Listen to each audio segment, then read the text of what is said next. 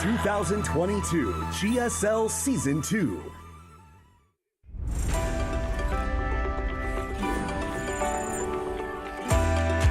Africa TV, Freak Up Studio, live. 2022 GSL Season 2. What's going on, everybody? Welcome to another day of the GSL Codas. We're now in the round of 6. Feels kind of weird to say. Dude, just start the games already. Okay? You know what? I was just thinking to myself before we went live, I'm like, I wonder if Tasteless will want to waste a bunch of time talking or we'll just start the games. And here we are, Tasteless. I've got these little pedals on the floor that I control the show with. He observes and everything. People are screaming, running start production. the game, and I'm like, I've got more to say. You're like the guy, you've seen those before, like in old movies and stuff, the guy that like walks around New York City, he's got like the whole orchestra on his back, he's like doing the cymbals and playing the piano. Oh, man. And now also casting the game. Yeah, observing it and everything. Observe the whole doing thing. The production. Yeah. But yeah, I tell you, I really do want to get it started, see who's going to that round of 4. Obviously, we're getting a Terran no matter what. Right. Today we're going to have a Terran versus Terran, a Zerg versus Zerg, and a Terran versus Zerg. No Protoss today. But we don't know who's going to advance. No, we don't. But I think all these matches not going to be created equally here. But yeah, to start this off, we are going to have a TVT here. And it should be an interesting one here. And again, the Protoss that remains here in the round of 6 is Hero. Yes. He's the one we won't be seeing him today. But, right, of course. But there is still Protoss presence here in the tournament. Yeah, that's nice. That's nice. A much better racial balance than last season. Last season we had no Terrans in the round of 6. Which is kind of funny. This time we have a Terran, a Protoss, and a Zerg all going to be in the round of 4, and then either a second Zerg or a second Terran. So pretty good. And yeah, I mean, the top players right now are looking insane. Like Hero, Dark, and Maru all look like they could win the season. Oh, yeah. And then Bunny and RagnaroK both look pretty darn good. They could cause some real upsets here for sure. I mean, DRG's here, and I love DRG, but I do think that he is pretty outclassed by maybe not super outclassed by RagnaroK and Bunny, but I think RagnaroK's a few points ahead. Yeah, I put him a little bit ahead, and I put Bunny a little bit ahead. But I do think that he's probably the weakest link in this round of 6. But dude, 2 round of 6s for him and RagnaroK. Yeah. And Dark, of course, as well. And I do think if I had to pick a favorite out of everybody that we've got, I think Dark is slightly favored over like Maru and Hero here. He is, and look, Dark always looks really scary. He always looks really strong, but I think especially this season, he has risen to the very top of what a Zerg can be. Yeah. The way that the bracket works here, by the way, if Maru advances at all, he will be playing Dark in the round of 4. So there's no chance of Dark versus Maru in the finals. That's right. Yeah. This is all impacted from how the tournament unfolded earlier on. That's right. Basically, the winner of the winner match will not play the person that was in their group. Yeah. So Maru, if he gets through, will play Dark, and if he doesn't get through, Bunny will be playing Hero. So no matter what, the second place person tonight will get Dark. So it's unfortunate that that is completely impossible to see a final between those two, because I think that would be epic, but. Yeah, well, I just wanted to throw that out there so people aren't sitting there like, whoa, I really hope we get a Dark Maru final. That cannot happen. Yeah, that's about as likely as me versus Tasteless in the finals, okay? It's just not going to happen. Now, I do want to point out for the 2 mirror matches that we have today, these could be one-sided. These very well could be one-sided. I think Bunny's very good, but I think Maru is really sorry. I was thinking of the wrong games. I think Maru I know really what you were is. Thinking of. My favorite fan fiction, Artosis.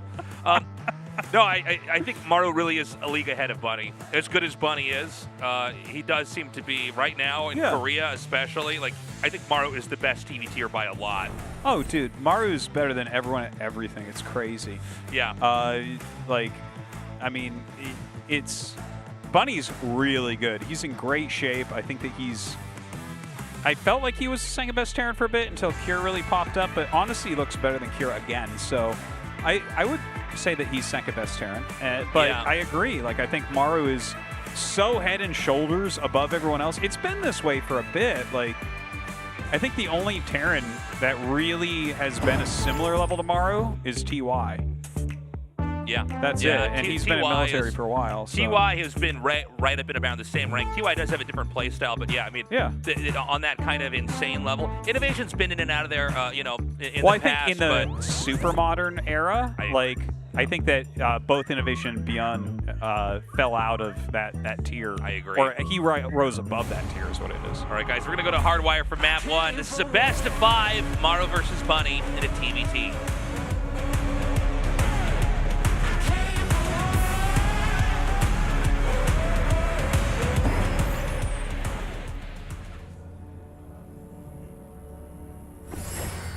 Onside Gaming, Maru.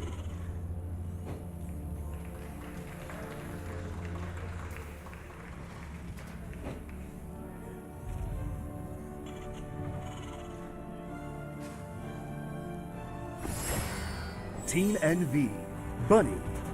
You know, that meme, play like Maru. It's or play like TY.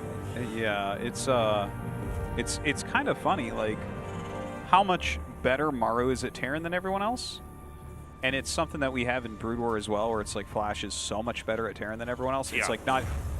It's kind of a like weird the 4th race thing. Yeah. You know, or the people used to call Moon in Warcraft 3 the 5th race, where it's like, well, what he's doing, it's like we don't really have anybody that can kind of replicate this. Yeah, I heard about that as well. It's an interesting topic, right? Because they're like really, it's hard to really perfect everything with the race, and then you have someone that's so much better than like the second best player of the race, and it's like, what? Like, how does that even happen? You know? So I think you're right. I think this is going to be a 3-1 for Maru, because I think Bunny's good enough. He can take a game. You know, you have the build orders hitting each other and button heads, and I could see Bunny taking a game. But if Bunny takes the series, that would be a big surprise for me. If Bunny took the series, I think that would be the biggest upset we could possibly have for this. Maybe this whole season. Well, you know what I mean? Like, I mean, a best of 5 against Maru, Bunny wins. That's kind of crazy, and it feels weird to say because Bunny is like such a top-level player, but Maru really is on another level. And you know, this has literally never been a matchup he struggled in. Yeah. I would agree with that. And like, let's not forget too, it's because it's the mirror matchup when he's the best player of this race. Yeah. It's like really different. Like I could see him losing a best of 5 to a Protoss player that's worse than Bunny or a Zerg player that's worse than Bunny. Yeah. But when you give him the mirror, it's like, okay, well, you guys have the same stuff. So it's at this level, I just don't see how Maru loses to anybody. Yeah. You know, except obviously again when TY was active, like his TVT was god tier, but no, he's just It's hard to imagine, right? Yeah, I mean, that's the thing, really. I think that you know, this is going to be probably one of the big tests now for Bunny. I mean, you know, a lot of our other great Terran players, a lot of them are doing their military service now. You know, we expect most of them to return when that's done. But, you know, Bunny, it's kind of created this vacuum where Bunny really is one of the other great Terran players that's out there. But let's see how this, you know, this whole series pans out. It doesn't seem like anybody on either side is doing anything too surprising right now. These are all pretty generic openings. Yeah, everything looks pretty fine. Plenty of Hellions and Reapers out on the map. I mean, this is all pretty standard for the openers. The second racks for Maru. That's kind of quick. Let's see what he ends up doing with that. Can't really get in there. Yeah, no, I mean, this is pretty even. It looks like Bunny, or Maru, excuse me, may try anyways, but, you know, unless you had some kind of insane engagement, especially with units that attack that fast. Kind of hard to imagine. Yeah, you go in and he's trying for the volley, and if Bunny doesn't react really quick, maybe you get a unit. And yeah, maybe you can like pop a few towards you and then pick that off. Possibly, yeah. Snowball it, but it didn't work out. Cyclone about to finish now for Maru. He may actually come out and attack again with that. The Cyclone can be used as like a really kind of all-around defensive unit, but it also can be used for some of these jabs early on. I think we saw that especially with Gumiho, but I don't see any reason we couldn't see Maru try something like that here as well. By the way, same thing here for Bunny. So, I mean, behaviors on both sides very much mirrored. This is kind of, this is a little bit interesting, I think. Maru with that second racks getting stim and producing 3 Marines at a time, so a little bit heavier on that. No siege tank for him, instead just the Cyclone. And, I mean, he's going into Starport now, too. So it seems like his build is much more based off stim, and he doesn't have that all-important Raven, right? That's like a big part of Terran vs. Terrans, having those Ravens early on. They can fix so many situations for you. But here comes Bunny now. Drops his siege tank off. Yeah, and he's going to start chipping away over here at the reactor on the starport. Now, there should be enough that Maru can pretty much brush this off. And he is going to be able to actually gun down this tank on the low ground. This is looking more and more like it was a pretty egregious decision to go for this, right? I mean, he's just kind of... You don't really see that nowadays many 2-base versus 2-base where one guy can actually get a leg up in a fight. There was a period in TVT where, that's funny, there was a period in TVT where we saw this a lot, where they would like come in and try to shoot down the stem. But yeah, I mean, it's definitely, I don't know, it's just, you just don't see it pulled off that much anymore. So that was a pretty big error. It was just, it kind of looked weird. Yeah. Like, I'm not sure exactly what he would, like, do you think he was just going after an add-on? Like, what? I don't know. I mean, he literally was going after an add-on. He tried to get the reactor, yeah, but it didn't work. But well, I guess I'm more asking, like, what was the overall goal? I guess it must have been to just grind down a little bit, like gain a little tiny edge or something. But it just, I feel like he's behind now. Well, you know? I mean, if Maru is, here Maru happened to get more Marines out because he was going for, the quicker stim and everything, but. Let's say he did a normal build, then he has his own siege tank and a Raven. Like, are you going to do something then? No, it's going to be worse, actually. So yeah, what is he? I was surprised to see him do that, right? Yeah, I don't know. I didn't like it. No, I'm not a fan. So the third CC has been made over here for Maru. So Maru beginning to kind of inch ahead here. Well, he has the much more mobile force. Again, no air control. This is Vikings and Ravens heavily here for Bunny. And, like, it's certainly useful, but Maru with stim this quick, he does have, like, I guess you wouldn't call it exactly map control, but maybe he has some, ooh, hold on. Here we go. Yeah, that's actually a big move right there from Bunny. Okay, picks off both the siege tanks, and he kept his Raven alive. I mean, this looks pretty darn good, and Bunny's making a good argument for why we normally see these more teched out openers rather than Marine-heavy openers.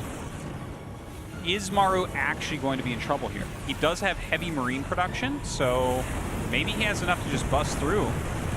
Yeah, let's see if this actually works. I mean, this tank, especially in the back, really well positioned, but the infantry are going to spill through. And this is just going to be another big win here for Maru. He does lose 13 SCVs, but he's actually barely down to workers and has a massively bigger army. Yeah, it's okay to lose workers if you're still going to be basically, ahead in the long run. This third CC just going to be landed. And I think even more importantly, the tank count is now superior here for Maru. So I think Maru's got a real opportunity to come in here and at least force this command center away. At best, maybe actually just shoot it down once the Brains kill the tanks off. Yeah, he's going to be able to pop that one tank, and this other tank as well going to end up falling. And look at that. I mean, that's going to be the game. So here's my take on what happened here. Maru did a more Marine-heavy opener, which is not common. Everyone goes for Raven openers right now, and they'll have the tanks, they'll have the Ravens. There's that little back and forth that you see, like, oh, now the Vikings hit, now there's an auto turret, now there's a disable, this type of thing. And Bunny, with his very technical army that he's used to using in TVT, twice went into Maru, and both times Maru just kind of overwhelmed him with the Marine count, and then just insta-killed him because he actually has production and Bunny does not because he's still in the tech phase. So I think Bunny really not ready for this type of play that Maru just showed. And it's not common, so it kind of makes sense. Yeah, it did look like, honestly, Maru just, he didn't even have to really do that much. Everything Bunny tried backfired. It was basically Maru defending so well that then the counterattack just closed out. Pretty straightforward TVT. A little bit shorter, actually, than I thought it was going to be, by the way. Yeah. Well, after that first attack, I was like, okay, everything's going to kind of stabilize. And then Bunny came in again, and Maru just cleaned it up, and bam, got him. All right, guys, Cosmic Sapphire for map number 2.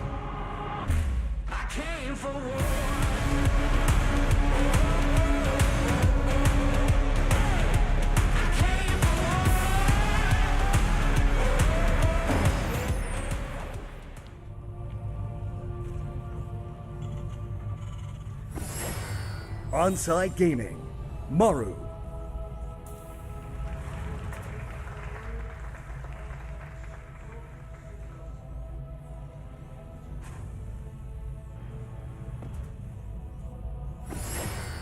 Team NV, Bunny.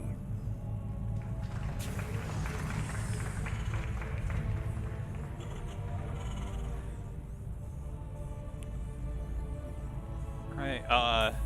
You know, even though that was very Maru-sided there, very, very quick, very one-sided, I feel like that game shows GSL family the best way to do it, man. I love that. Brought mom. That's awesome. Love it. That is awesome. I show my kids StarCraft. We were watching GSL when I had COVID, tasteless. Oh, yeah. Explaining to my kids what you guys were talking about. Why is Uncle Nick there? Who's that with Uncle Nick? I'm like, yeah, I'm going to ask him, don't you worry. Yeah, I feel like that last game actually was a really good, not explanation, but like, I feel like it really showed like the power of modern TVT openers, because even though Maru like snapped like everything Bunny was doing right in half and then killed him, Maru, like, it felt like Maru needed Bunny to do those things because Bunny actually was getting much better stuff overall. Like, he had air control, he had the Raven, he had more tanks.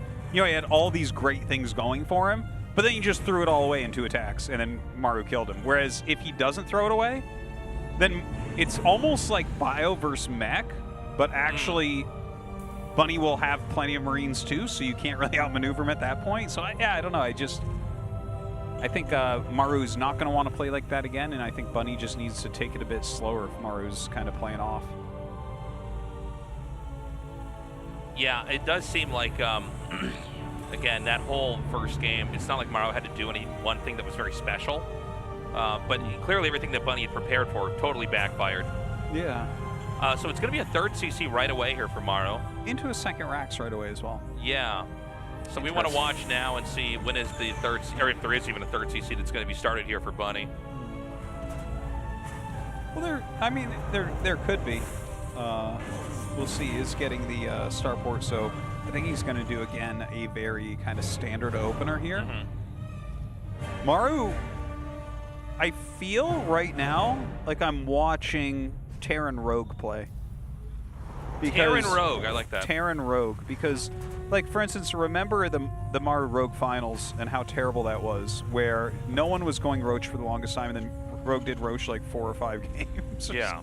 And it was like, yeah, Maru probably didn't practice very much against this type of thing, and so you took all of his practice and you wasted it. Well, this is why these alternative compositions are so strong.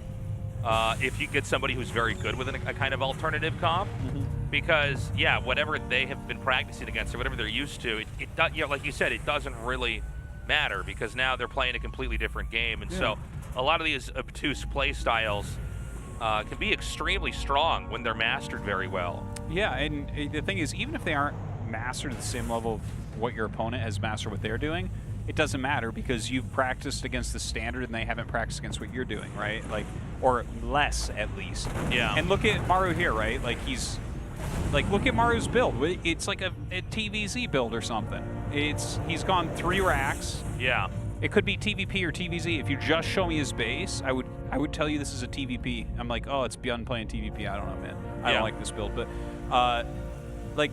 Here Bunny is, he's getting like a Raven. A Raven doesn't really do anything against upgraded Marine Marauder. It's just, whatever Bunny practiced against, it wasn't this.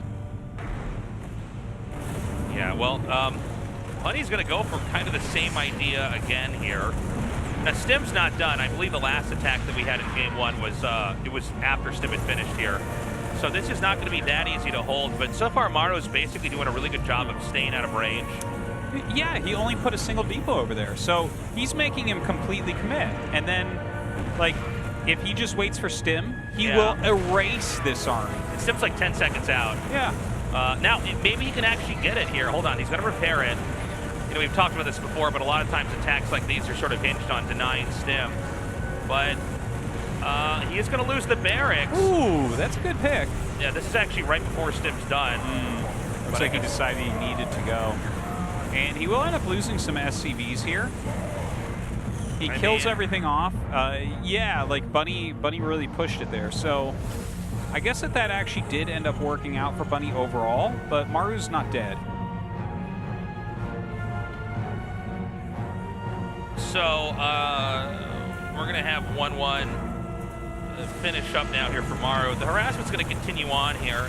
It's a meager worker lead, to be honest. Dude, he's got to be careful. I can't believe he even looped back around with that. So low on HP. Well, with a 3 command center, you refill really quickly. We see that catch up pretty fast. Yeah, we see that all the time where, like, if you do one of these roach attacks against quick 3 CC and you don't kill them, I mean, they're filled up on workers again so quickly. It's crazy.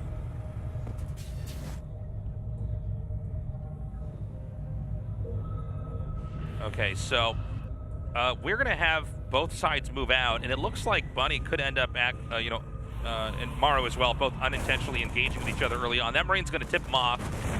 I don't know if there's quite enough over here. I guess you can just barely avoid the siege mode there. Well, done. I think this is what Maru's doing, is trying to make him siege, because literally all he needs is combat shields and these 2 medevacs, and he will crush this. Yeah. Like, he's got 1-1, don't forget. There really is an art when the Terrans come in at you to just force them to siege and then run back. Since the whole army is hinged around, having siege tanks that can shell a certain target. If you force them to siege and run away and they can't, like, shell your command center or something else like that, you're basically buying yourself a lot of time, especially if you can force them to siege a couple times. Dude, I feel like I'm watching MMA right now. Yeah. Remember MMA used to always go Marine Marauder even against Marine Tank, like very oftentimes? Yeah. It's kind of funny. But look, he's going to flank this, and I think he's just going to annihilate it, honestly. See, he's coming around for the flank right now. Double Liberator in there. That's crazy. Okay, here we go. The Stim comes in. SCVs go up to the front. Oh, the auto turrets are insane here, but he will kill everything. Yeah, and it looks like the 1 medevac's going to get away. I don't think he's going to try to loop back in and dive in for an attack. Does Maru have to attack right now? I think so. I feel like it would certainly be worth it, especially with the 3rd CC landed over here. He's down 20 workers. Bunny's done a much better job this game. This is definitely looking like what he wanted to do from game 1, for sure. Game 1 was everything was kind of backfiring. Game 2, it seems like each attack has sort of worked out. Yeah. Now, 2 more auto turrets are going to come down. The auto turret play is really important here because it's basically giving Bunny just enough sustain every time to be okay. Yeah. Bunny is doing fantastically here. He is up in pretty much every metric. Let's see if Maru can get something done. Tries to stim forward.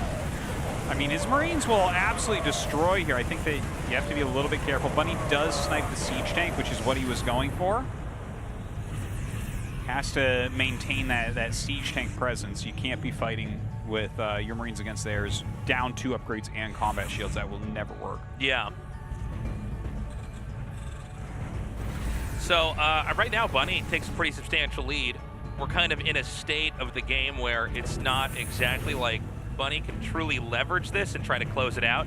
He is banking a lot of Vikings, and he hasn't showed that just yet, which is important because that means he could have a lot more push potential later on. Tanks can shoot further than they can actually see.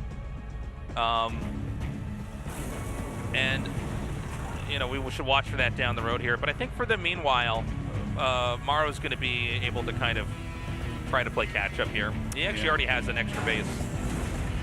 Yeah, he does have that 4th base making, doesn't he? I guess it just started, so it's going to be a little bit before it's mining. And his workers are not that far behind, but his supply is down. He is down in siege tanks, no doubt, which is an issue.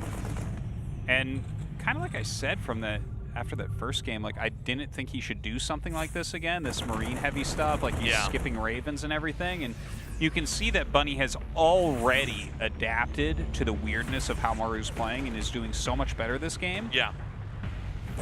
So like Maru's chances here, I mean, he's still got economy. He's still got units. There's still some fight to be had. Yeah, I mean, this game is far from over. That much is for sure. But, I mean, if I were to put money on someone, it would be Bunny. Yeah, Bunny's looking very strong right now. Even though Maru's... sorry. No, you go ahead. There's a reason the metagame is the metagame. Right. It's because it is the most robust, strongest way to play, and it can kind of deal with anything. And you see that Bunny here with minimal practice against the weirdness of Maru is doing okay. He's looking good. Okay, so once again, we're going to have a little bit of an engage. Looks like Bunny's trying to err on the side of caution. He knows he doesn't want to overextend here and kind of throw away his chances.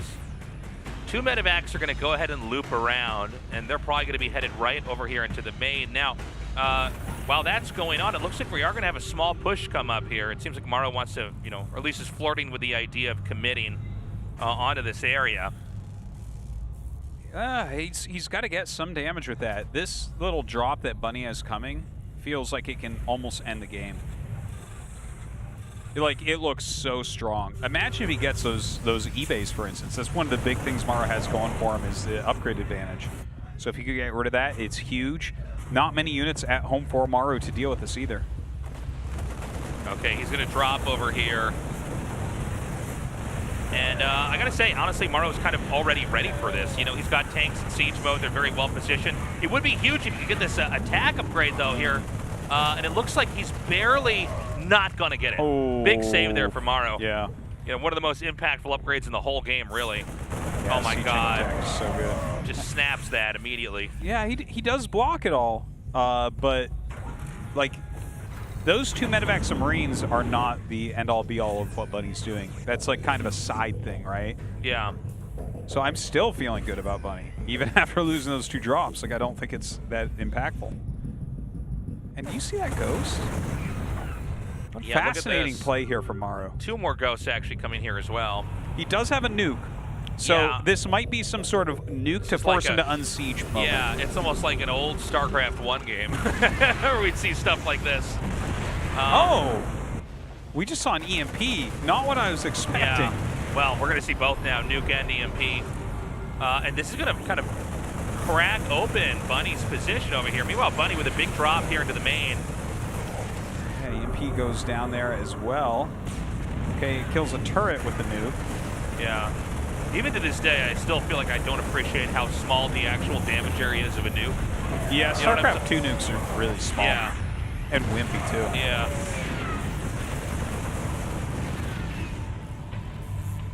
Okay, well, that's a big scary army coming out. He is down 2 upgrades on the bio, right? No, just one because he did kill the eBay that was getting +1 armor. Very, very nice kill. The siege tank's going to be an issue, though. Nice disable onto that one tank. Yeah, this is kind of a boxy area for Maru to try to come through. I think Bunny might be able to take this fight. It is a planetary, so you can't really dive too far onto it here. Oh, but he did, Tasteless. Yeah. But he did. You can't tell Bunny what to do. He's his own boss. This is scary, though. Like, Maru has to continually make magic happen here. He's got a lot of Marines, but not a lot of anything else. There's 9 more tanks on the other side. There's more medevacs, even. He's sitting here EMPing Ravens. I almost feel like Maru's trolling this series. Yeah. I know he's not, but, like, the way he's playing both of these games, like, he's like, yeah, no, I can beat him with less than 5 tanks at all times. Huh, that's a good unit, though. Yeah. I mean, Maru it's kind of weird because he's, like, still ahead in bases. Like, even after losing that one, I'm sorry, he's even in bases. He was ahead in bases is what I meant to say, but yeah, definitely a weird game from Maru here for game 2, but maybe a little bit overconfident after the way that game 1 went. Maybe. I think Bunny's first attack did very well. Killing that Rax was actually more impactful than it looked like. Yeah. Getting those SCVs early on, and then the second attack as well did a good job, even though it got flanked. But both of these games, Bunny really opting to be the aggressor here. There's some interesting ideas at play from Maru, though, too. I gotta mention, right? Like, you've seen him EMPing medevacs multiple times. Yeah. Like, if you're up 2 upgrades and your opponent isn't really healing, That's a cool idea. Well, it seems like you'd snowball a fight super hard, right? But I think we might have seen Maru get a little bit too experimental here. Maybe. And like it's cool to watch, and it's fun to see that there's ideas like this at play even now after StarCraft 2's been out for this long. But right now, Bunny is in a pretty comfortable spot. Now he's going to snipe that command center. Nicely done here. There is going to be a sandwich coming up. What type of sandwich? Not the kind you want to eat. It's a marine sandwich. Yeah, one that Maru's in between gonna eat. marines. Yeah. It's like 3 pieces of bread, but it's whole wheat in the center. Oh my God, this CC's so low. I think that's just enough. I think it dies. Yeah. Yeah. Well, Maru is now down a little bit under 25% supply here, so. Dude, he's pretty dead. Yeah. Well, we were talking about this. We said Bunny probably could take one game. Maybe this is going to be that game, but this is certainly closer than I thought it was going to be totally honest. Well, I think that Maru is going to play a different style in the rest of the games. You cannot continue to go for this heavy marine stuff. See, now there it is. I think that's what he was looking for right there. He just EMP'd all the medevacs. Yeah, that was a big catch. And then it's like, I mean, healing versus not healing. So even though this looks like it's sort of even with Maru tearing up the northern part of the map, you got to look at the supplies here and realize that Bunny's almost maxed out, which means if he has to take a big fight, he should be able to overpower Bunny or Maru. Yeah, his units are better too. Like, yeah, that's true too. There's not a lot going on for Maru. EMPs on medevacs is about what he's got. Yeah. Even Bunny has more marines at this point. Okay, another big attack over here. The Marine's a little bit misplaced, but a poor attack here from Bunny. I got to say, man, that was 1 or 2 more moves like that. Oh my God, a nuke's coming here. And I don't know if Bunny's going to notice. But yeah, 1 or 2 more attacks like that, who knows? Yeah. I mean, that would be insane. If Maru ends up winning this, Bunny will really kick himself. If Maru ends up winning this, I think it's going to be 3-0. Did I say Bunny? Oh, Maru. Yeah, okay, yeah. No, now I see what you're saying. Yeah. Well, if Maru wins this, I mean, how does he get more marine than this? It's crazy. Into game 3. But I don't think there's any way to win, honestly.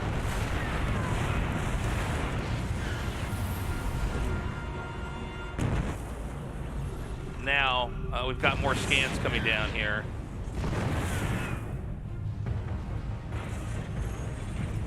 And this is like, again, it's not impossible. Let's see how he handles this. Keep in mind, the bulk of the tanks that Bunny has are actually down in this position. And they're kind of stuck here. You can't go back home with them. He doesn't have medevacs over here, but you can't push it any further either. So I do feel like, yeah, that's going to be it. All right, so he taps out. Bunny wins game 2, tying this up 1-1. Yeah, and you can see Bunny with the smile on his face there. Like, I really don't think that Maru will continue to play like this. No, I think that was a one-off. It's exciting and cool in a way because it's fresh and we haven't seen anyone really attempting this in TBT. Like, the types of comps he's putting out there are closer to what you play with Bio against Mech rather than Bio against Bio Tank, because Bio Tank is just like, how can you ever beat that with just Bio? It doesn't make sense. I totally welcome the new style, but I don't think he's going to be using it more now. I think he kind of tested that out, and it did okay, but he probably needs to go back into more conservative play, if I had to guess. Well, yeah, I think if he just plays very normally, he's just better at everything than Bunny, so he should be fine, but he's like handicapping himself with this weird style. All right, guys, we're going to go to 2,000 atmospheres for game 3. Right now, Maru and Bunny tied up 1-1. I came for war.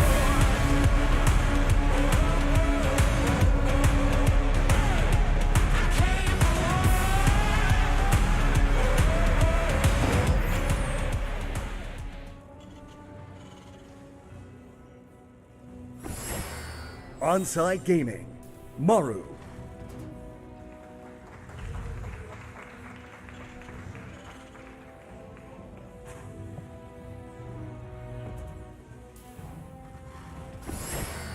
Team NV, Bunny.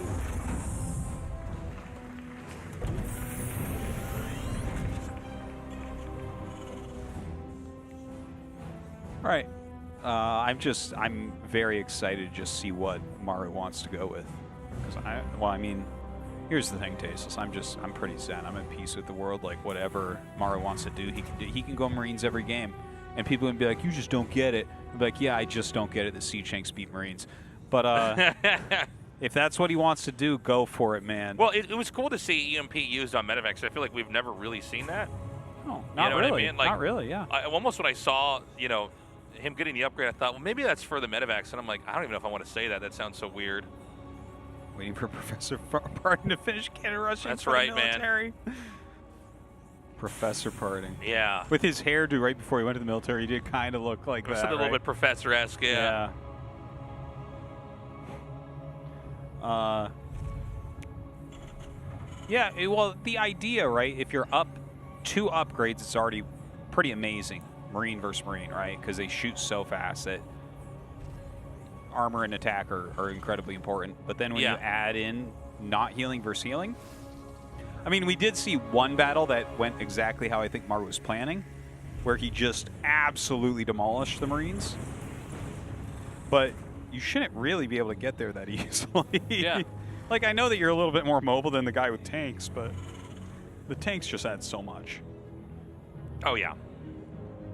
Who knows? We'll see if we have some more of that down the road here in future TVTs, but I welcome those ideas. It's funny when, like, you have an ability like EMP, right, and everybody knows, like, yeah, that's going to destroy all the energy on something, but then you never think about it with a certain unit that has energy, right? Yeah, yeah. I mean, we're used to obviously seeing it on Templars and, I mean, everything Protoss is, it destroys shields as well, but then when you watch that, it's like, oh, now there's all these new ideas I hadn't even thought of. Mm-hmm.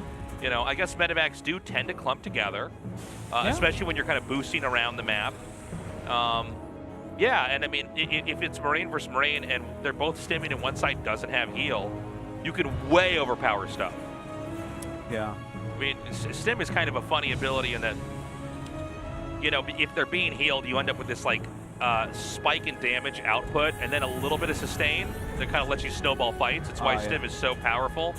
Ever since its inception and Brood War, when the first expansion pack came out for StarCraft 1. But yeah, when you see 2 sets of Marines stimming against each other, which is really only a thing in StarCraft 2, it really gives you a lot of ideas, right? Well, what if you can just negate any of the heal? Sure. But either way, it didn't seem to pan out. No. Maru, by the way, is second okay. start. So he is playing very strangely again. He's getting a Raven, which we hadn't really talked about yet, but he's reverting to a more normal style here. Yeah. He's actually rather Hellion heavy and getting that Raven, but what is this second starport all about? That's kind of fascinating. The only thing I can think is Vikings. I mean, I'm not sure what else it would be, right? He's getting his second Raven. It's very hard to say, yeah. Like, I think he's just going to produce Vikings off one starport, and oh my god, he got a tech lab. So he's going to get more Ravens or Banshees? What? I mean... Well, I think he has to make some Banshees. You can't just go 2 starport Raven, I don't think you have enough right? gas to have 2 starport Raven, right? Tasteless, I gotta be honest with you. I've never tried to do the never math even on thought of it, how much gas you need for 2 starport Raven at the beginning of the game. Yeah. He is making 2 Ravens. Let's see if he keeps it up or if he switches into Banshees. Well, let's think about it for a minute. Like, disables are amazing. Another set. Dude, he plays 2 games with 0 Ravens, and now he's doing nothing but Ravens.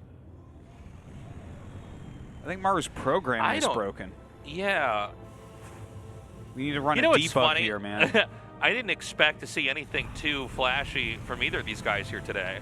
I mean, it's always a possibility, right? But we're seeing a whole lot of very, very different ideas. Dude, now, keep in mind that this is probably not something Bunny is thinking about. He's not like, well, did he get 1 star port or 2? No, of course, yeah. You're just not thinking about that. And then, even then, with the influx of Ravens, and by the way, yeah, I guess you can just support this off 2 bases. It never occurred to me. He's going 3rd command. It's a lot later, but the amount of Ravens that he has, what's he got, like 8 now? 7 or 8, I think. Okay, now hold on. Okay. This is one of these moments where it would be really big if he could have actually scouted that. He kind of thought he saw an opportunity to try to fight the SCV, when really the big secret would have been revealed had the Reaper gone all the way into the back of the main. Dude, he's going to be able to disable everything. He's going to, like, disable every Marine. He's going to fly the mineral lines, and he could throw it on auto turrets, but why not disable all the SCVs instead? This is wild. Okay, so he's going to come out 1, 2, okay, 3, well, he's 4, only got 5. I don't know how he only has 5. Yeah, we're like, what does he have? Like 12, 15? He's got 15 feet. Yeah, Ravens like so right now. off right there. Sorry, guys. Dude, that's a lot of Ravens. Okay, so this is like a lot of auto turrets. I don't know, Artosis. This is looking kind of weird. It definitely Like, looks weird. We have these setups that look really exciting, and then when it comes time to actually do something, it's like, I don't even... Well, Ravens, like, gain you value over time, right? So, like, I mean, for the long term, as long as he doesn't die right now, I can't say anything too bad about this. Okay, we got 7 now, Tastes.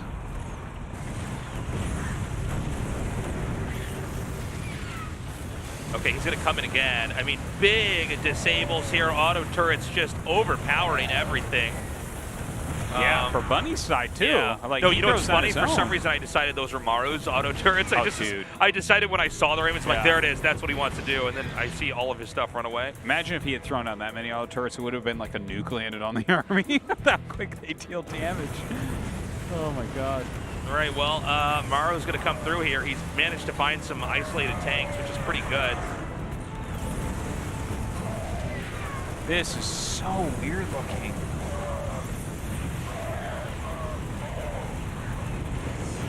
Okay, the thing is, it doesn't really seem like it's working, does it? And you know, we talked about how we like won't probably see ghosts again. It doesn't look like we are, but like now we're seeing just this sort of mass Raven that really isn't getting anything done.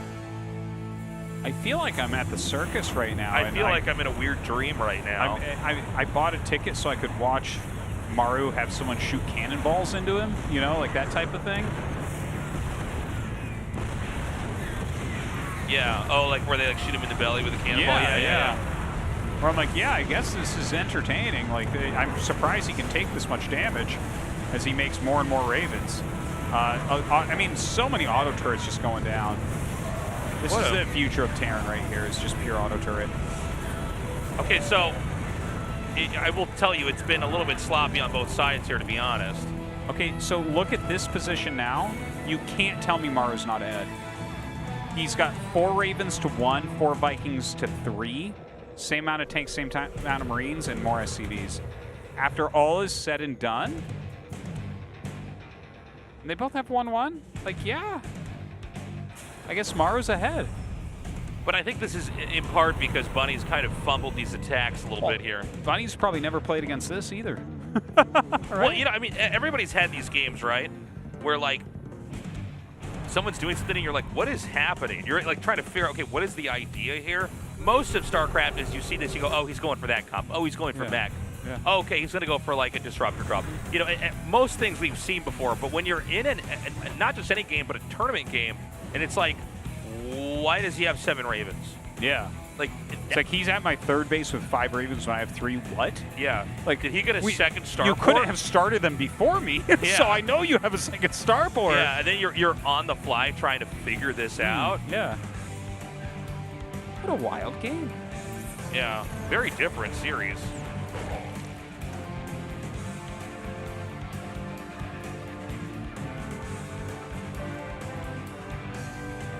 So we're gonna have these medevacs come up here. I don't know what's actually back here to defend. I think there was a clump of infantry up here, but I don't see anything coming down yet. Can you like try to just kill all these SCVs?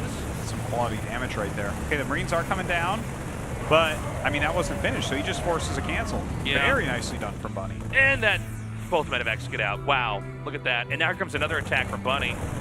I don't know what to say, Artosis. I feel like if Bunny wins this here now, I mean, it's certainly going to be the big plot twist of this GSL, right? Getting first place would be pretty insane. Yeah. Now, Like, I mean, out of the round of 6, obviously, he would go up into the round of 4 immediately, and then, sure, yeah. you know, as Maru, like, I think Maru will probably still get through, but Still, though, I mean, this Yeah. is crazy to me.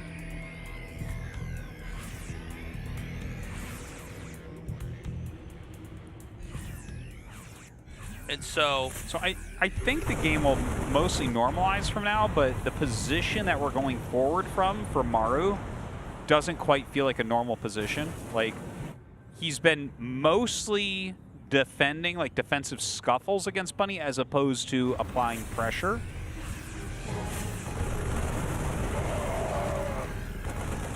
Well, 2-2's done. He's going to try to fight him back. What is the big picture endgame here for Maru? You know, he started out kind of weird, but I think at the end of the day, he's going to sort of end up in the same place anyways, right? It's a little bit different from the EMPs, right? We sort of had a funny game, too, that sort of had the surprise at the end where, you know, EMP started coming out, and it's like, well, let's just see how this works out. And, of course, it didn't. But here, I mean, the Ravens are always going to be kind of useful in late game, but I do feel like this is probably a more manageable late game in general for Maru because he's not trying to get some kind of peak tech that is going to make it that different, right? Like the EMP. Yeah, well, there's no special sucker punch from here, I guess. Yeah. Like, he's still got a lot of Ravens, which is very nice. I mean, his armor shreds and disables and auto turrets still available, quite a few. And his tank count is not that far behind. He's got healthy SCVs. It does not feel to me like Maru's ahead, though. I would say that Bunny is... Like, look at the upgrades. Like, his 3-3 is a third the way done, and Maru's not quite done 2-2 yet. Or I guess he's done +2, but he's not got his +2 armor yet, and he hasn't started +3. 4 command centers being made by Maru. Okay. Looks like he's going to try to... Oh, no. I thought he was going to run around, but he's decided instead to kind of pull back. Maru very much on the defense here. He is slowly spiking in supply. He's going to be maxed out shortly here. The big attack does come in. The siege tanks here from Maru extremely well placed. The disables go down, but big losses on both sides. A lot of the infantry just shot down immediately. The disables wear off. How many tanks are actually left for Maru, though? Yeah, it's not clear. I'm seeing, well, there was one. It just got shot down. I think 3 or 4. Bunny has a lot of tanks left over. Yeah. And Not a lot of infantry to support it with, though. Supply's fairly even, too. The siege tank count is like a big measurement of the health of your army. So, I guess Maru has 3 there. We saw 1 over at the third base. Maybe he has enough that he's going to be all right here. But if at some point, you know, you're down to 2 or 3 and your opponent's still attacking you, you're not going to be able to hold all your positions.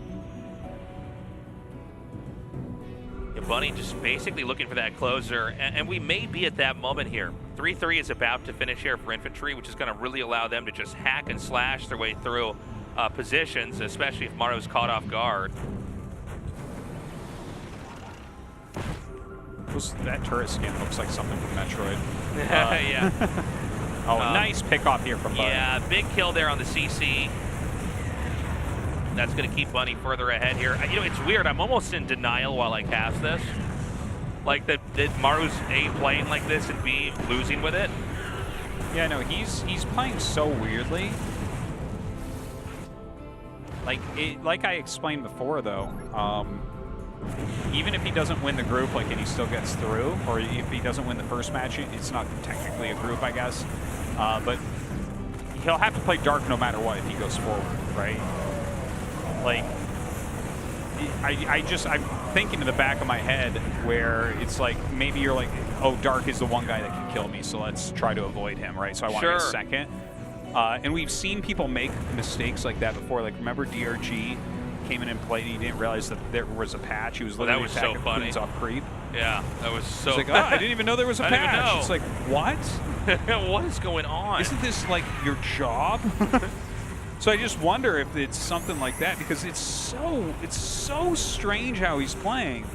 It really feels kind of trolly, where like it's something you would do just to like tease someone you're better than, you know? Yeah. Well, it's also, it feels crappy to play against too. You're like, what is going on? Is this guy clowning on me? Yeah. And the answer is yeah, probably. That is what's happening. He's gonna go for nukes here as well.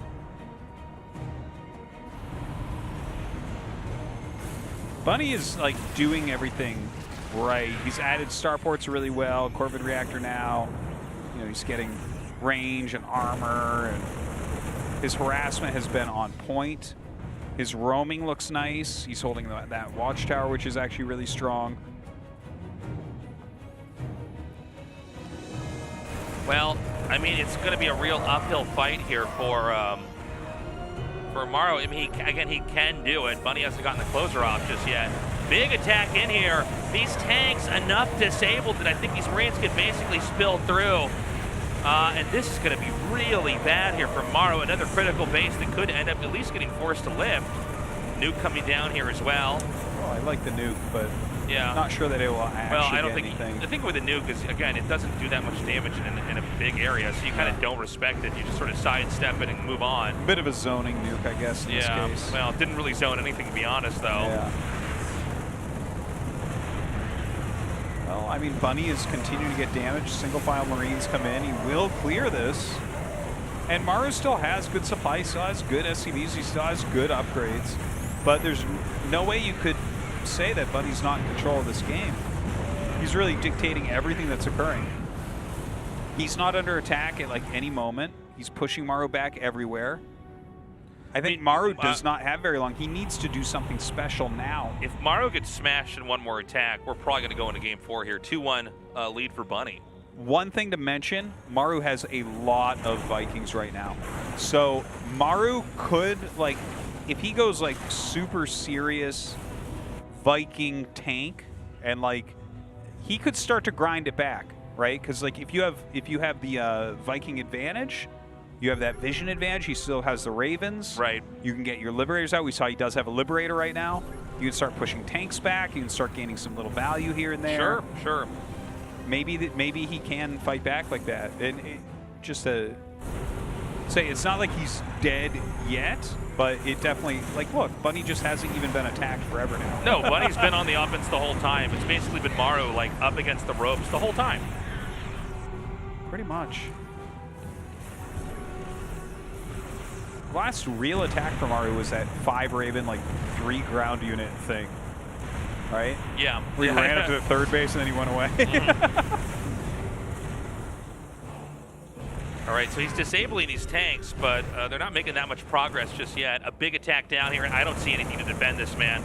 Yeah. He's going to lose the CC, but even worse, I think he's going to lose a lot of these SCVs. Oh, my God. And, I mean, this is an absolute massacre. Is this going to be maybe the final fight? I mean, this is so much damage. It's insane, man. Yeah. Bunny is just applying pressure absolutely everywhere. It's kind of crazy to see Maru maintain such good supply here. You know? Yeah. It's actually every time I look down, I'm expecting to see him like 60 supply down, and he's just not. He's still got stuff. Erases those 3 tanks, so I mean, solid clear. Maru is basically on like 4 bases. I can't tell if this one that's above his main is actually being mined from. I think he might have just taken it back now. But I mean, it's there's barely any patches there, anyways. So I do feel like this is just going to be a matter of time before Bunny closes this out, unless Maru can absolutely like explode on the map and start winning fight after fight after fight. But I don't know. I don't think he can now. The path he took to get here just wasn't the right one. Yeah. Hey, his Viking count, you know, quite a bit lower. So even that advantage is now gone? Yeah.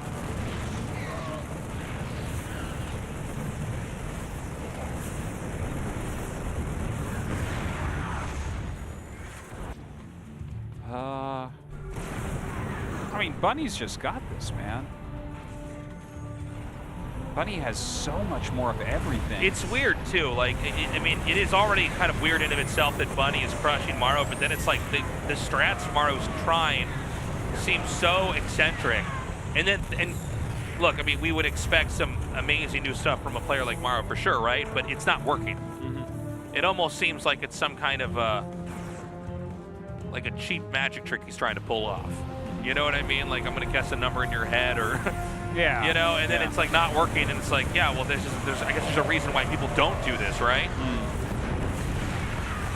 Unless you're that Magic for Humans guy, man. You can figure out what's in your head every time. He always knows, man. Have you watched that yet? The Magic for no, dude, no. you have to. My God, He's the greatest alpha male of all time. He really has magical powers too. He it's actually crazy. is magic. Yeah, all those other guys, it's like you sleight of hand and tricks, but this guy actually has access to magical abilities. Yeah, no. Hey, David Copperfield's a clown. The magic for humans guy, man. I'm disappointed you're casting with me and not Temptations. That's all I'm saying, okay? Okay, so look, Maru's out on the map. He's going to try to push up here into the 3 o'clock spot.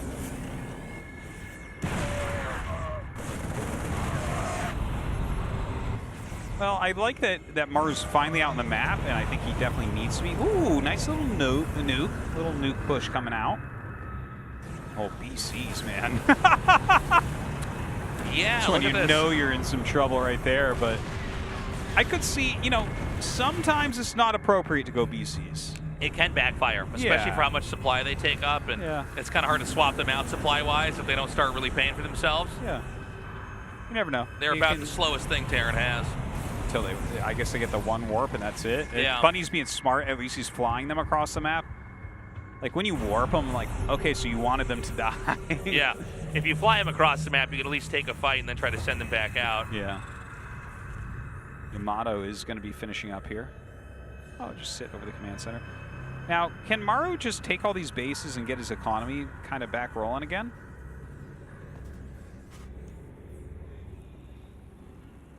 Yeah, let's see, man. Again, I mean, we may have a lot more of this series to go. I mean, this is a pretty epic TVT that we're in here right now, and infantry going to come down here now. Will he warp out in time with each of these? Yeah. I like it. Oh, and he just comes over here. Oh, dude, that's sick. Yeah. What a move. Yeah, well, he can now use these to help gun down the tanks, and this is going to crack open this position pretty badly, to be honest. Oh, great auto turrets come down, but auto turrets come down for Bunny as well right there. All right, even guns down some of these extra tanks. Bunny right now at about 110 supply here. As you can see, the supply for Bunny not really wavering. Bunny is now 2-1 Artosis. This is so totally bizarre. But Maru, for the first 2 games, made 0 Ravens, and for the 3rd game, went 2 Starport Raven.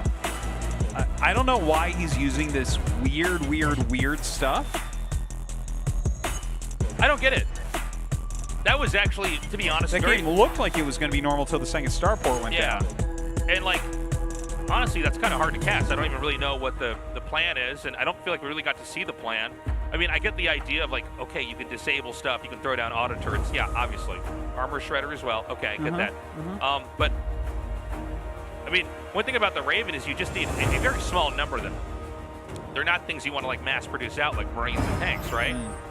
Kind of the cherry maybe on late the cake. game, but yeah, in the early game, they're not doing as weird, much. Man. It's like you get a couple auto turrets. I mean, he did some good things with them. It's cool to have all those Ravens, but it felt like he had no map presence, no map control when it started to equalize, right? When it kind of came to where they're kind of at the same spot, Bunny just had a bit more presence and kept it. All right, guys, we are going to go to the 4 Curious Minds. Let's do this.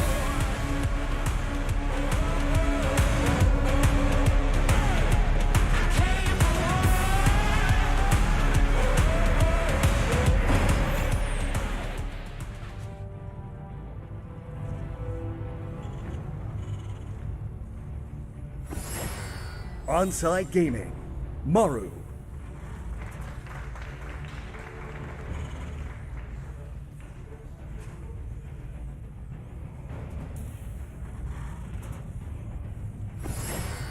Team NV, Bunny.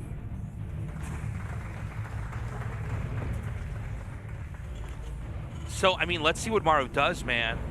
But honestly, you know, if this is a 3-1 and Bunny wins, it's like I can barely process that. These games have been so different from the TVTs we've casted, and Artosis, we've casted so many TVTs at this point in time. For sure. It's wild to me that we're seeing a game that looks like this.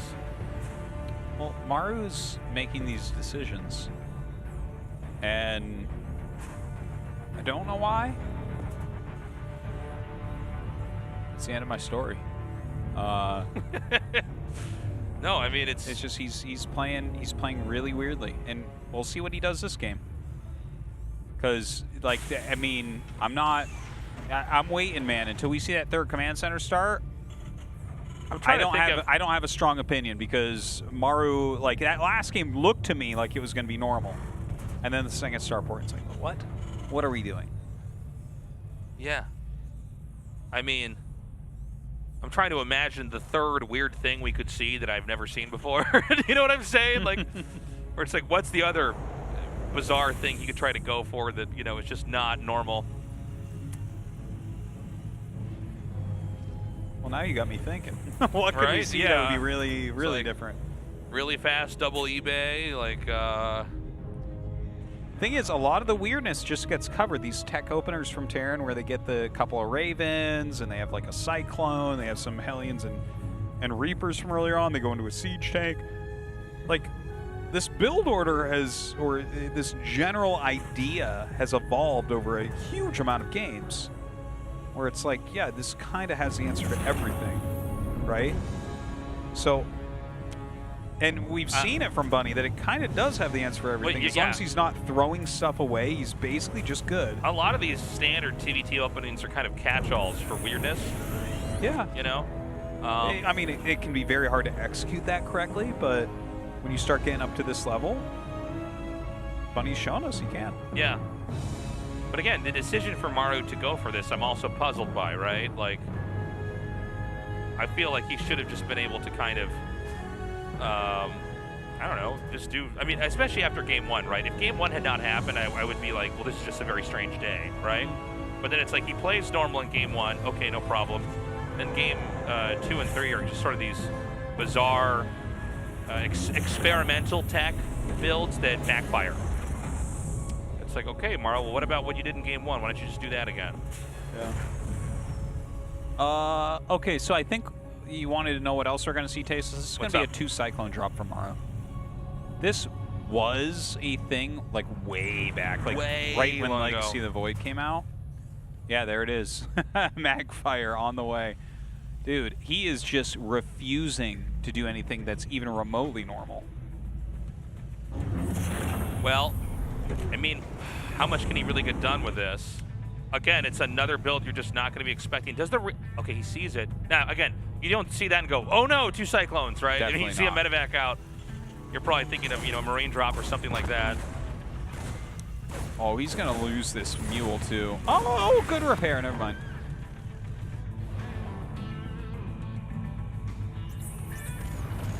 Okay, so, I mean, he will get the depot. I don't know how much of a desirable target this really is, though, right? I think it's like, well, I mean, it's a depot kill, which is always a depot kill. But sure, yeah, supply blocks him. The edge of the base now is dark. So I think that's in Use some that ways later on for a bigger drop, you think? Possibly. Maybe he zips up there in a little bit too. The thing is, you have to watch out. This is kind of similar to when we've seen like there's a Raven out and then someone's trying to do some sort of prism harassment. Got to be careful because if you unload and they disable your medevac, yeah, your stuff's gone. Well, he looks like he wanted to go in there. Bunny being hyper vigilant. Bunny probably high on life right now, honestly, with the way this series has been going so far. Yeah, maybe. Knows he's just one win away from closing this out. Now, there's no siege tanks up here, so it's, you know, a bit of a dance, a bit of a back and forth here. Magfield Accelerator 5 seconds out from finishing. Yeah, as Magfield finishes, he's actually going to, this is going to work a lot better for him. He is going mech this game, by the way. So I'm liking this game more than the other ones for him, for sure. He is an excellent mech player. And this is a weird way to open mech, but I mean, look at the way he's doing it. He's not doing it poorly at all. Ooh, I like that auto turret. Really gets him some footing up here on the high ground. Maru, I think, is going to take this one pretty handedly. Yeah, Maru's looking very strong right now. This could be a game 5 inbound here. So the first tank's out. That's important to note because the tank is sort of the supreme controller of you know, land in a TVT where, you know, everything else you can kind of kite and dance around and juggle against, but the tank kind of mutes all that. Dude, these auto turrets are doing pretty darn well over here. Yeah, man. Lots of kills with these auto turrets. Very impressive. 12, man. I actually didn't see that auto turret at the top. I'm like, how are they still dying? 13 is pretty sick. Yeah, that's a big play there by Bunny. Still has... Still has both of those Ravens, too. Yeah. And Maru still has his Cyclones. He's dealt quite a bit of damage himself, but losing those workers is super painful.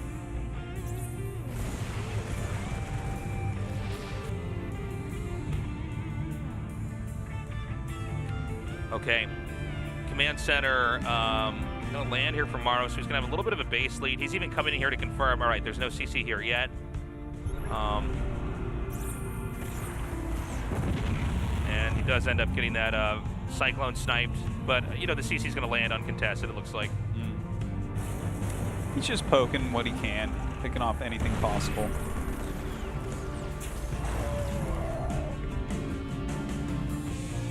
Okay, so, I mean, it should just go into just mech versus bio at this point, right?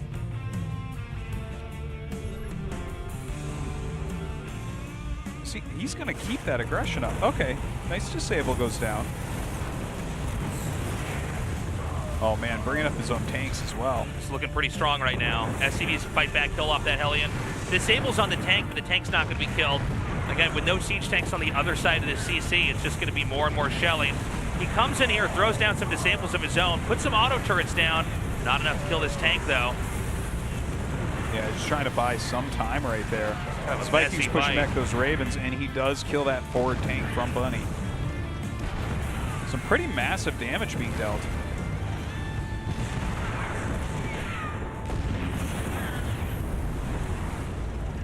Yeah, CC's got to get driven away here. And, you know, honestly, Maru's kind of hanging here. I mean, this is pretty good.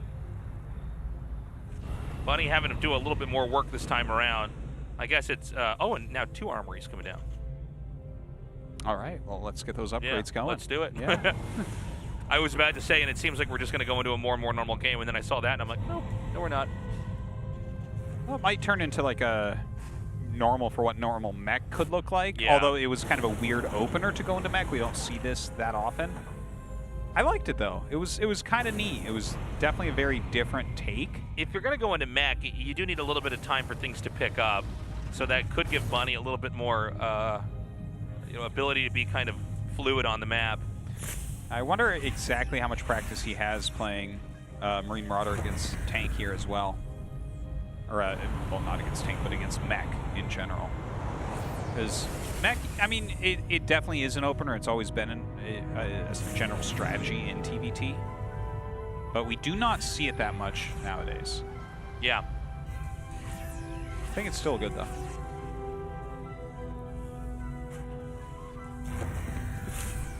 Okay, well, right now Bunny's in what looks like positionally an opportune moment to maybe try to strike in here. He's going to scan, but the tank spread from Maru is pretty good. Oh, I don't think you can really break him at all. But he's going to drop in the main here, or maybe the natural, excuse me. Yeah, this very mobile Cyclone Force, though, going to just rip that apart. My God. Oh, dude, I don't see anything really defending over here. I don't know if these tanks are in range of the command center, but I think they're in range of some of the minerals.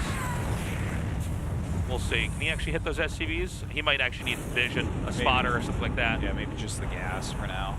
Could always try to move forward. Oh my God, can he get these over here in time? Now there's only one Viking, but he's gonna drop, and it's right on top of these 2 armories. This is huge. Ooh. Yeah, Yeah. that would be pretty big actually. Looks like he should get at least some of it. All right, throws down the armor shred. The auto turrets die very, very quickly here, unfortunately. +1 attack, +1 armor, both gonna go down. So definitely a high quality drop here. Yeah, it's gonna very end up losing nicely it all, done. but I would say for the 1-1 and everything. Oh, it's so worth it. Are you kidding me? I mean, that's gonna ripple through the entire rest of the game. Yeah. And Bunny's also now expanded down towards the bottom left. I think that's a pretty sneaky spot to try to go into.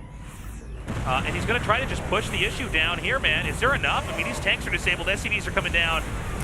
Oh, but there's a Liberator that just got sieged up. I mean, he's down to 47 workers. He was even with him earlier. He just gets right out of Liberator range. The Liberator is like the one thing that's keeping Maru in this game right now. It's kind of wild. There's like almost no Marines. It's just Marauder tank for the most part, which is obviously good against mech, but then you get something like a Liberator in there. It's going to be a little bit tricky. Yeah, he's done a pretty good job of kind of chasing this around. Keep in mind, though, if there's enough infantry that come in, you can also just stim and dive right in, right? Oh, yeah. I mean, you know, one Liberator's not going to make much of a difference if everything just spills through and shoots down all the tanks on the other side. Where is the rest of his infantry? He's just getting more and more Marauders. It seems like what he wants to do is take his superior tank count and basically crack open that third command center and then spill in and get kills. I think you got to be careful if you're focusing heavily on tank production when you're playing against mech, because like out tanking the tank guy is a little bit tough, and you're putting a ton of resources in there, and it's more natural for the guy going for mech to go like Sky Terran plus tank. That's why I think we see a lot of the bio playing against mech that kind of skips tanks and goes directly into Sky Terran. It's a little bit more fluid that way, but I think that this is playable, but you have to be a little bit careful. If you get too aggressive with this, you might not be, like, Maru might be able to block everything, and then his counter is going to be very strong if you suddenly don't have many tanks and you haven't made any sort of headway into Sky Terran. Okay, so he's going to go for another big drop, and I think we're going to see something similar to like a recycled strategy from earlier with the drop into the main and then the big push down here. This time it's going to be a drop at this fourth base that's at 3 o'clock, but let's see how ready Maru is. Maru has, by the way, caught up now in workers. It's pretty much even here. But, you know, right now, Bunny, if you look at the mini-map, it's very clear that Bunny is at a growth rate that's pretty scary. And really, we're seeing Maru kind of defend, but even if the attacks from Bunny aren't winning, what's more important, big picture, is that Bunny's expanding while doing this and outpacing Maru. So Maru needs to have a moment where he's actually going to start destroying bases on Bunny's side, or this should end up with a Bunny win here. Bunny is actually jumping up the tech tree as well. He's adding a couple starports and getting into a fusion core. So definitely getting ready to switch this up a little bit. Maru actually throwing out a couple Thors. Okay, so I think he's actually reading this situation pretty well, right? Like the Thor is going to help out in like Viking versus Viking.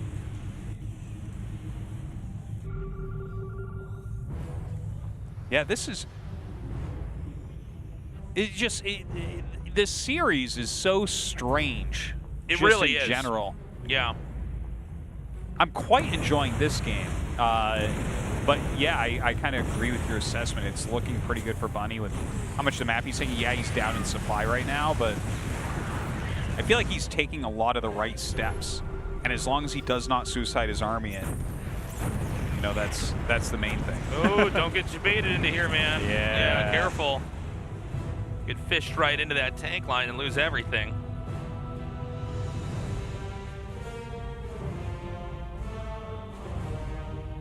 This Thor's going to be popping out. Liberator range is coming for Bunny. Producing, by the way, 5 Vikings at a time right now. Yeah, wow, look at that. As well as a Liberator. So definitely getting ready to fight air versus air. Which means we'll probably see his bio production drop off a bit. It can still be good to make a little bit and like try to hit fringes and whatnot. They do deal damage really, really quickly, but you know, as the game gets bigger and you're sitting at max supplies, Marine Marauder doesn't do much to these lines. Okay, Maru's coming up, trying to just grow a little bit more here. By the way, we're almost out of bases on the map. The only thing that hasn't been taken here is the top right. This TVT is turning out to be, you know, insanely epic. The whole series, really.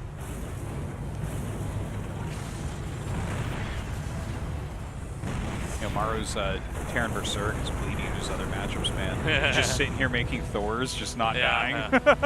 He's like, all right, when the Broodlord Infestor comes here, I'll know what to do. Yeah.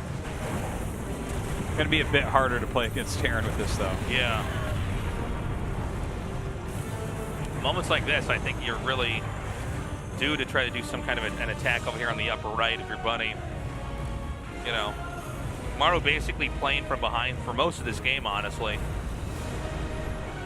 Now, you know, with them both maxed out, there should be some location that's going to be good to attack. I think Maru, by the way, just found out about that base in the bottom left. I think he had no idea about that until that, you know, might be right. He flew over there. So he's going to have Hellbat drops come in here. Flame Hellbat drops. What year is it? Dude, it's a strange series, man. Last time I saw Blue Flame Hellbat Drops MVP was still playing.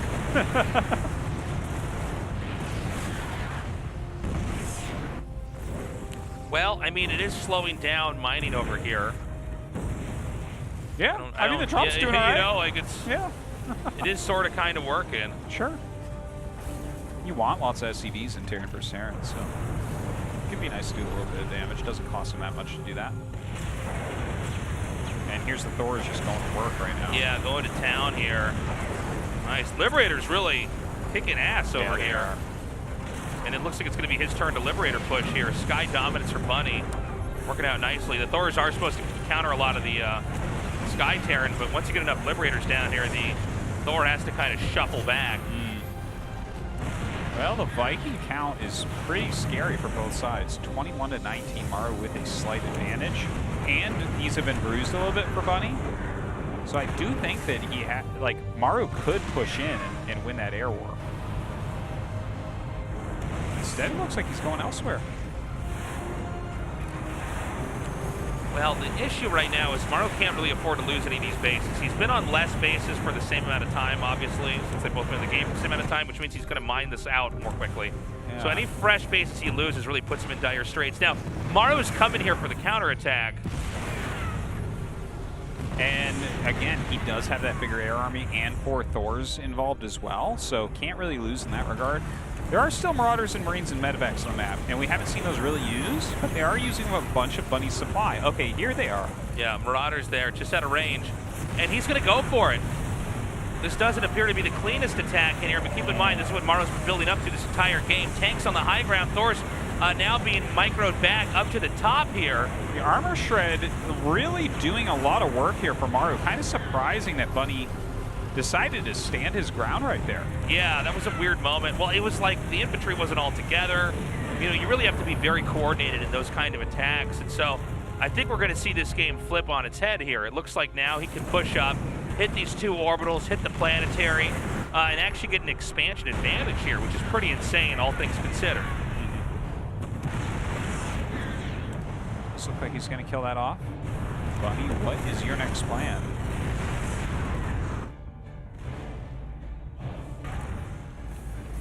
Maru backing up after getting that kill. Ooh, he brings in the tanks to the side.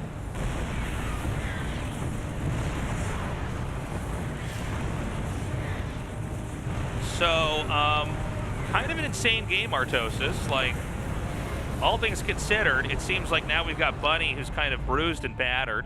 Again, we could have another reversal here for Bunny, but I mean, this is a weird one. Now Maru's got the entire right side of the map at 6 o'clock. And it does seem like Bunny is not able to kind of hang on to these positions that he needs to hang on to so well. Definitely difficult. The Raven's doing a fantastic job here as well. That is a huge amount of Vikings. Like, he is dominating the Viking count, but when you have that Armor Shred and then you pull back into Thors, yeah, very difficult for Bunny to push that advantage. So much damage here.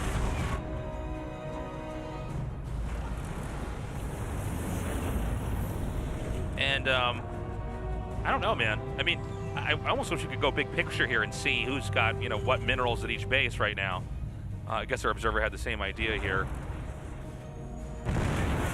Because we couldn't have, you know, we had this a little while ago, but, you know, this could be a game where the map gets mined out on both sides. It's very possible. That would be insane. I can't even imagine, like, a TVT like that. Hey, man, it's possible, dude. All right, well, the Liberators are becoming very important here. Oh, my God. Man, this tank somehow barely get out of that. Okay, we're actually getting to a really funny part of this game where the air army might actually hit being too big. You know what I mean? Yeah.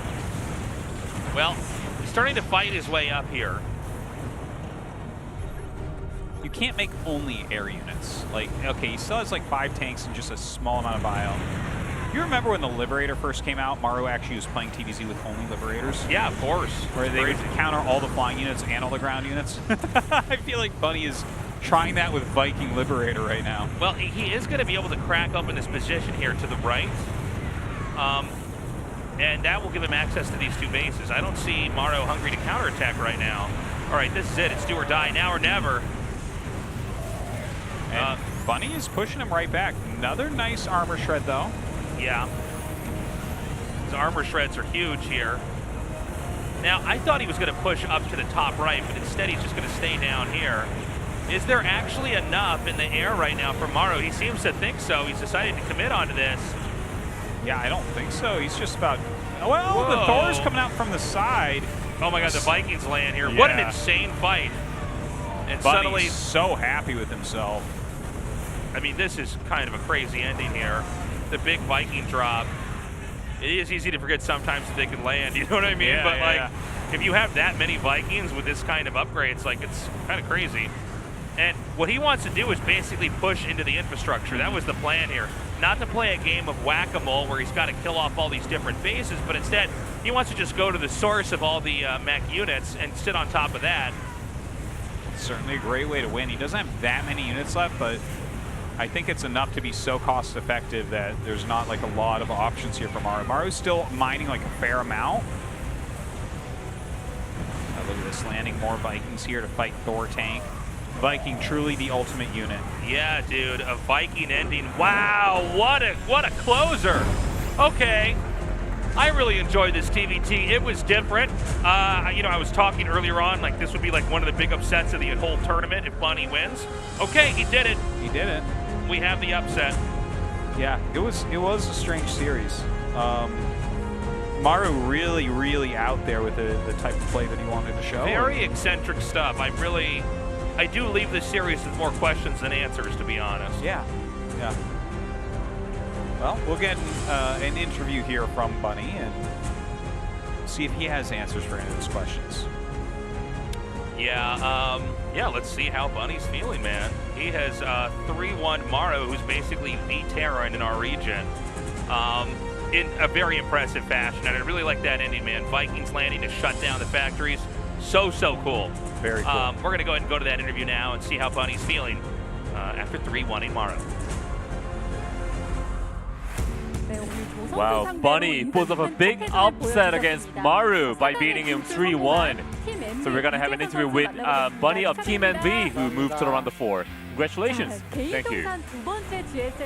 Bunny, this is your second round of 4 in your career, StarCraft 2 career. So I'm sure you're really happy right now. So how do you feel beating Maru? You know, after coming back from Spain, I've had a rough time, I was not able to practice well, but after all the adversity, I was able to win today, and I feel really happy. And Bunny, you're showing great form right now out of all Terran players. And like comparably, you were the challenger in this matchup. And then you also said that Maru is like your master. So in practice, what kind of point did you focus on?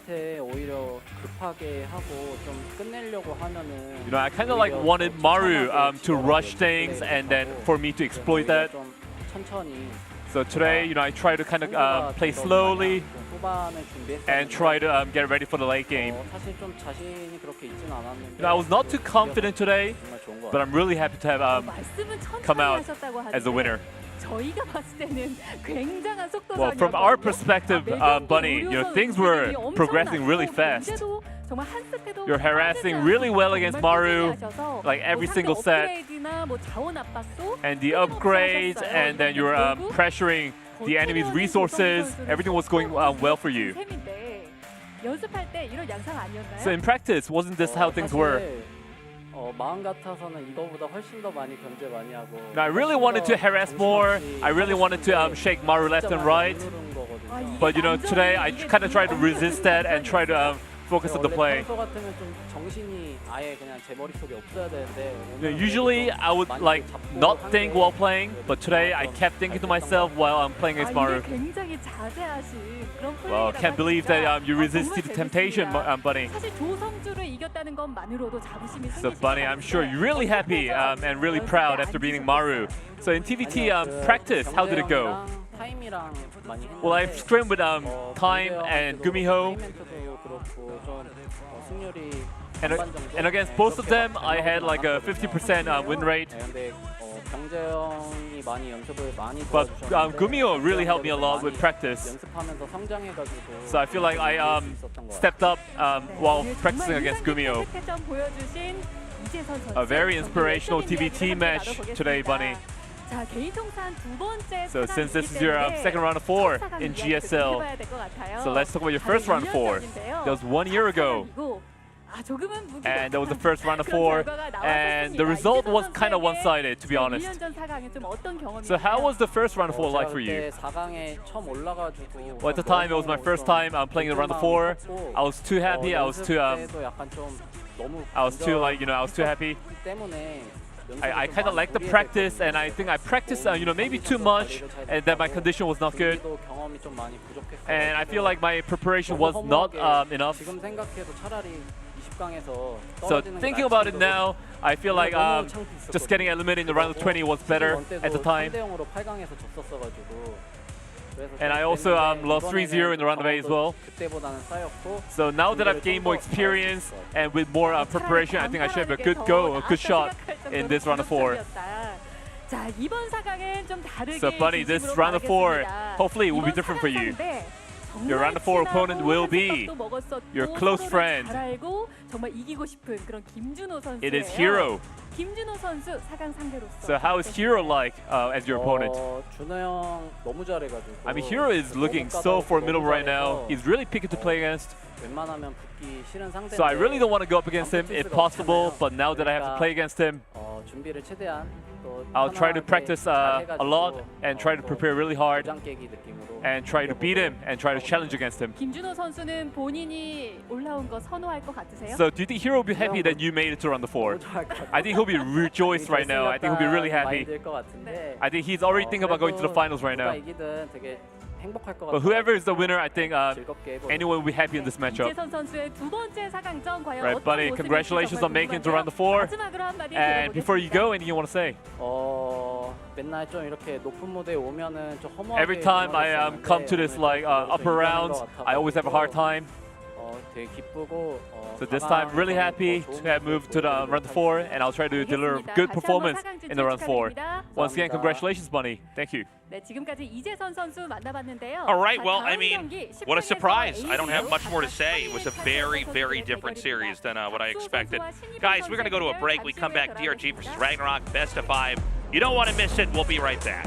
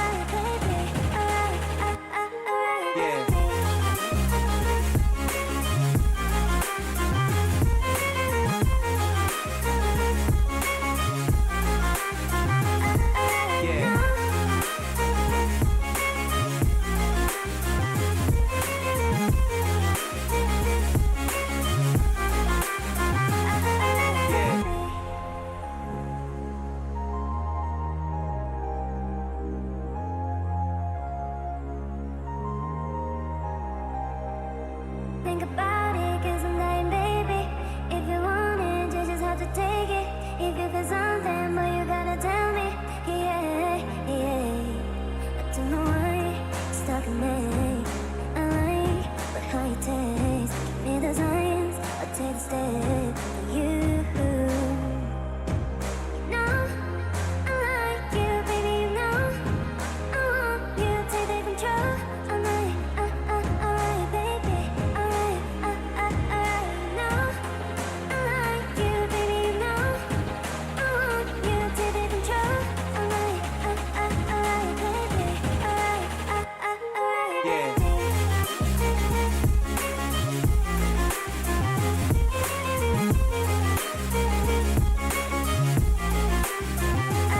Yeah.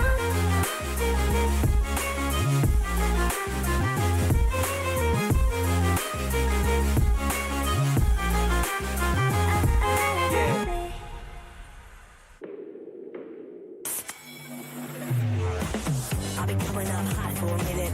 Everybody know the drop when I'm in it. Everybody know the drop when I'm in it.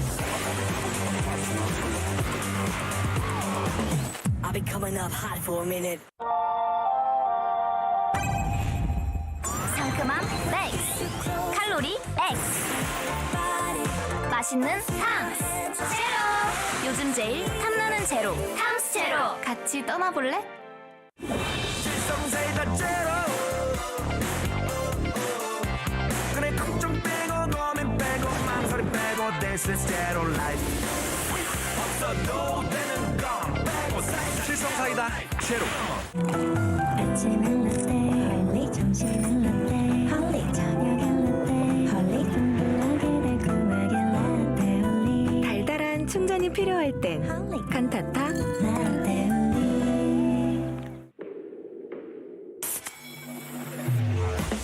I'll be coming up hot for a minute. Everybody know the drop when I'm in it. Everybody know the drop when I'm in it.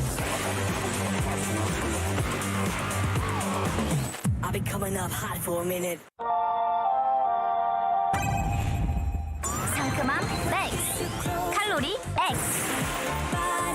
맛있는 탐스 제로 요즘 제일 탐나는 제로 탐스 제로 같이 떠나볼래? 질성세다 제로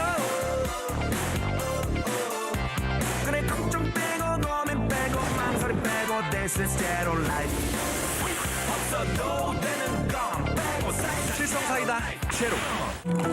아침은 라떼 헐리 점심은 라떼 헐리 저녁엔 라떼 헐리 둥글하게 달콤하게 라떼 헐리 달달한 충전이 필요할 땐 칸타타 라떼 헐리 형님들 아프리카에 승부 예측 생긴 거 아세요, 여러분들? 아니 e스포츠 여기 탭에 있잖아요, 여러분들. 아니 이게 새로 생겼더라. 저는 광동에 올인했어요. 아 진짜요? 네. 아 그럼 전 DRX에 올인. 모바일도 똑같이 아래 가운데 보면 e스포츠 있어요. 잼이라는 포인트가 있어요. 아프리카 내에서 쓸 수 있는 재화라고 생각하시면 돼요. 잼을 사은품으로 교환 가능하다고요? 이 잼으로 응모를 다 할 수 있어. 키보드는 벌써 나갔네. 아이폰 갤럭시 탭. 아 이게 200잼이야? 교환까지 할 수 있으니까 형님들 아프리카 승부 예측 많이 사랑 부탁드립니다. 박수 한번 드려주세요.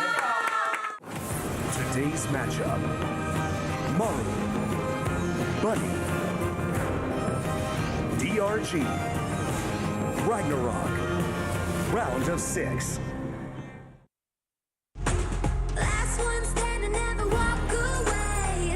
Africa TV, Freak Up Studio, live. 2022 GSL Season 2. Welcome back, everybody. Are we ready for it? I'm ready for anything after that weird TBT we just had. Yeah. I don't know. That looked like it was, you know, we had some region of the world that got to have its own meta with worse players. And it's like, well, here's what they do, TBT. There's an Antarctica server. There with was a couple time like that, scientists actually, and penguins that are all playing on this server. And, I mean, it's not great, but it's kind of cool. They're EMPing medevacs. You go, oh, wasn't that funny? You know? Yeah. It's kind of like you find a tribe of people that have been isolated and they have these different customs and habits, and you're like, oh, wow. Yeah. That's wild. That's what Maru's play looked like. A little bit. It was I do get what you're saying. There actually was a period where there were little pockets of very different metagames. Things became more global eventually, but yeah, I see what you're saying here. It just was a odd. I don't know. It was very odd. Yeah. I feel like I learned a lot, but then also didn't. I don't know. You both learned a lot and didn't learn a lot. Yeah, we both did and did not learn. I don't know how else to describe it. Anyways, we've got a ZVZ coming up here. I'll tell you what, I'm pleasantly surprised that we had a series that was that close for the TVT. I kind of thought the TVT was going to be Maru very quickly killing Bunny 3-0 and moving on, and it would be a forgettable series. And in fact, I feel like that was one of the more memorable series in our whole tournament. So, anyways, we're in this ZVZ now. This is going to be an interesting one. What are your thoughts going into this, Artosis? Okay, DRG versus RagnaroK. I got to be honest with you, Tasteless. Like, when I was watching the first group while I had COVID, I was still like a little bit sick that day. Yeah. And when the last match was DRG versus Rogue, I just went to sleep because I knew DRG couldn't beat Rogue. And I literally didn't know for like 2 days or something that he won. Because I'm like, what? Like, because he always, like, every tournament so far, his ZVZ has held him back. Because he's actually been very good CVT, okay ZVP, and then bad ZVZ. Yeah. But this is going somewhere. I never went back and actually watched DRG versus Rogue Taste. So I actually I'm not even certain what he's going to be looking like at all here. Well, I feel like this is such a different matchup that we've got here. I think these guys are fairly evenly matched. I do think RagnaroK's a little bit better. Yeah, that's my feel. He's a little bit more unpredictable as well. Like, I think he's got a wider range. I think DRG is very good, but this is kind of not the matchup you think about when you get this far in the tournament, so it should be an interesting one, man. Let's see who comes out on top. We're going to Hardwire now for map 1. Let's go. I came for war.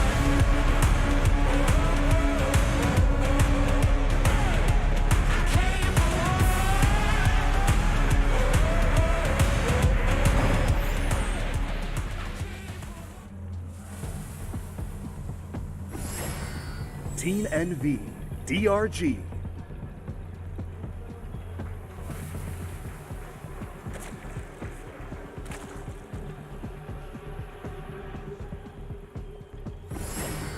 Alpha X, RagnaroK.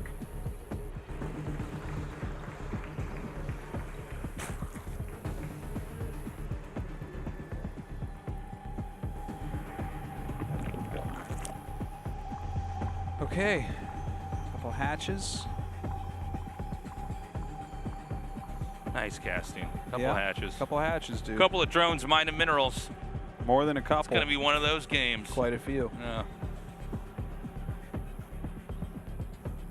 So fun to have these audiences. Welcome, everybody. Yeah,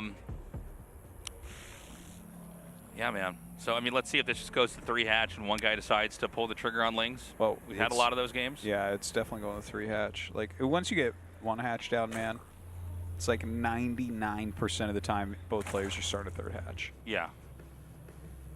It's so rare to see anything else. And if you had to pick an aggressor, who do you think? Maybe RagnaroK? Yeah. Yeah. Well, RagnaroK is very aggressive. He is a very aggressive player. Mm-hmm. Yeah, no, I think that's a big part of why he's being so successful right now as well.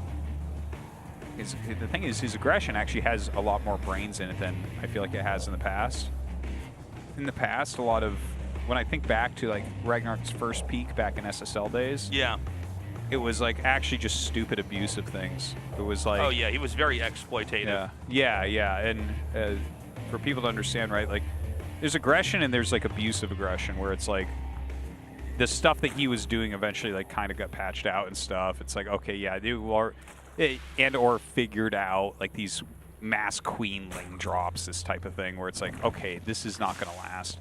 But the stuff he's been doing more recently, there's a little bit of creativity with it. The hatch blocking sometimes is more of a macro play. It is going to be mass Lings. Yeah.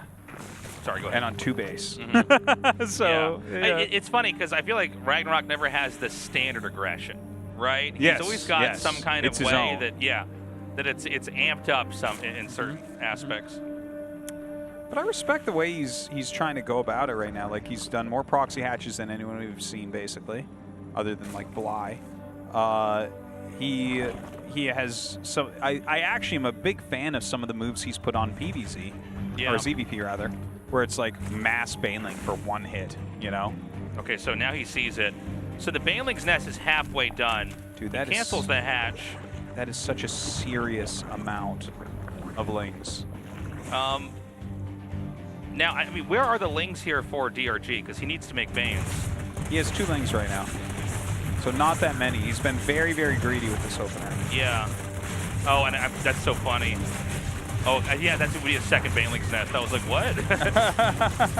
I'm like, that's a weird structure to lose there. You know what? He's going to just get everything in time here. Yeah. RagnaroK's aggression is not going to do it. RagnaroK's on 17 workers. Looks like a very straightforward loss, to be honest. It's got me scratching my head a little bit, Artosis. Well, you know, when you do this and you're both on, when you do this and you're both on 3 hatches, you can at least kill their hatch. But if you go on 2 hatches and do this, it's like, well, yeah, now he's on 2 hatches too and has the tech. Yes. So now what? Yeah. Well, I guess that shows you why 99% of the time you see that 3rd hatch. Because, like, if he had a 3rd hatch and DRG did not right now, and the thing is, if he had done that, he would have had more drones too. But that's the risk he took. Yeah. You know, that's the point, in fact. The reason why he's, like, behind is also why he did it, is because he was looking to really catch DRG off guard here. And if DRG, for instance, hadn't had a tight wall, he'd probably be dead right now.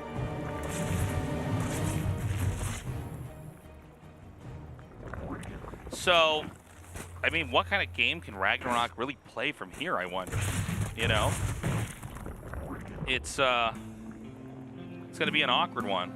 Again, I feel like we never cast that rush.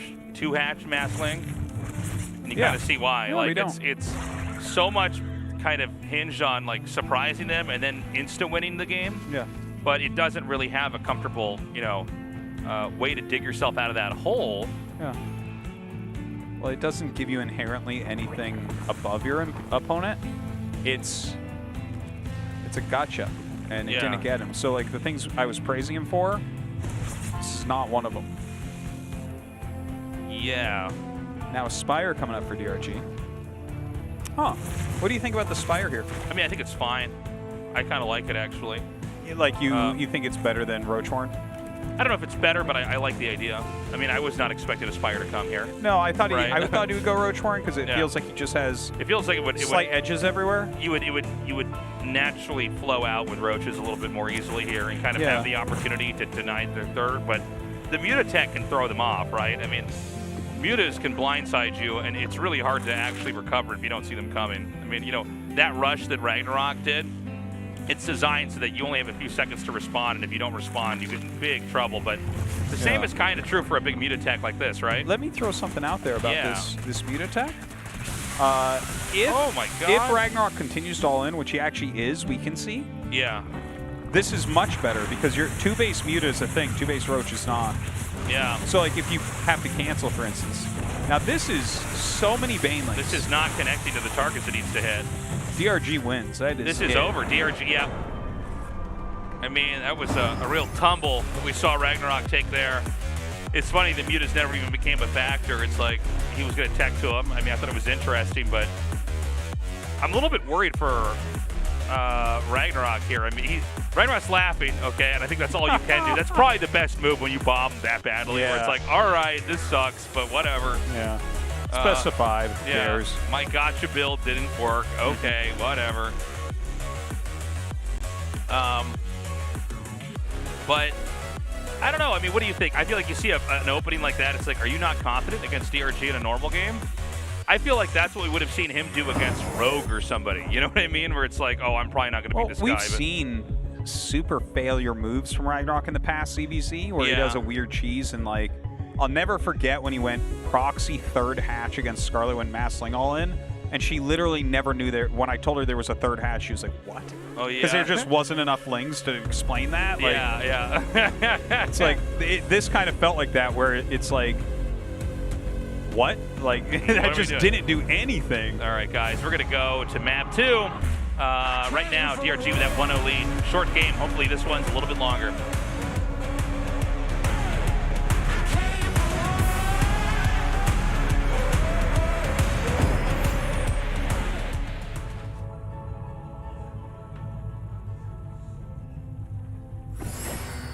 Team NV, DRG,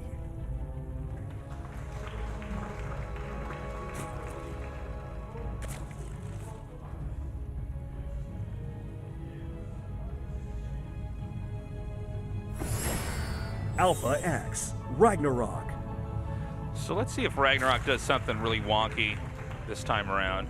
Again, I don't think he's shaken from that last loss, as embarrassing as that was. RagnaroK does have like a way he carries himself where he seems to kind of, he's confident.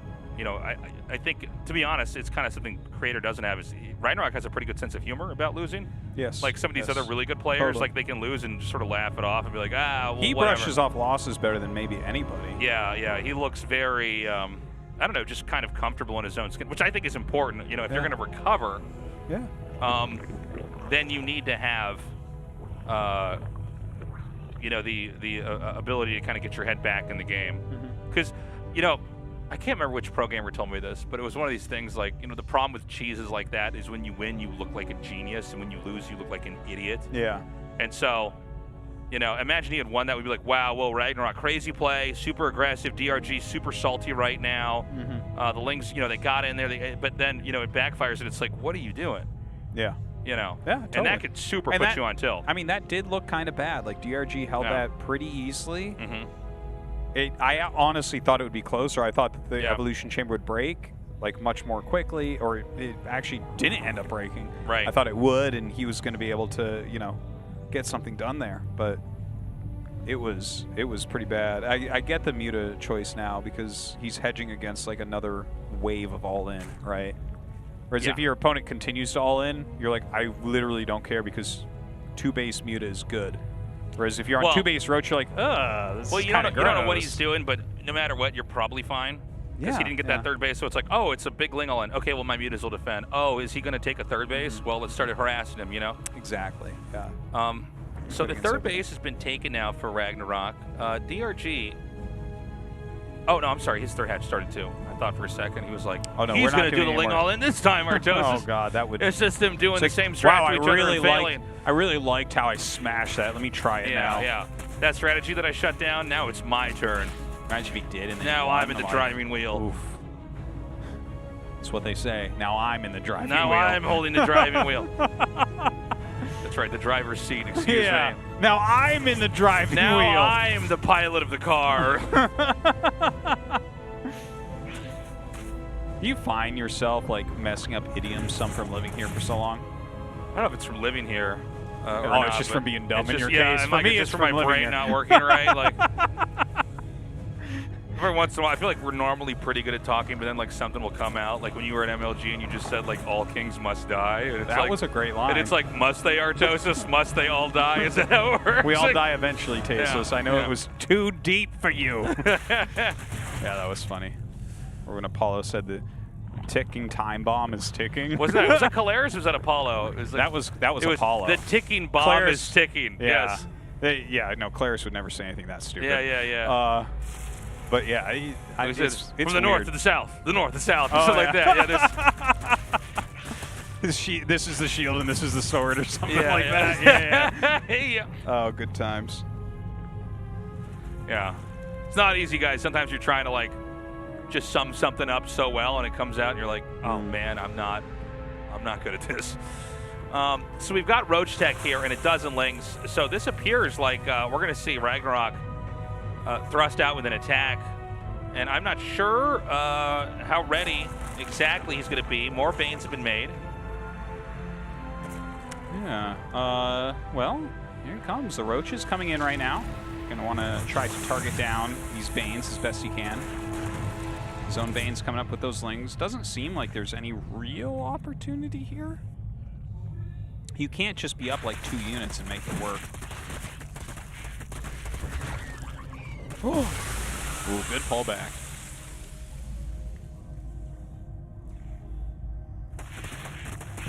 Okay, so so far so good here. DRG looking pretty comfortable. RagnaroK once again looking for a fight that I'm not sure he can take.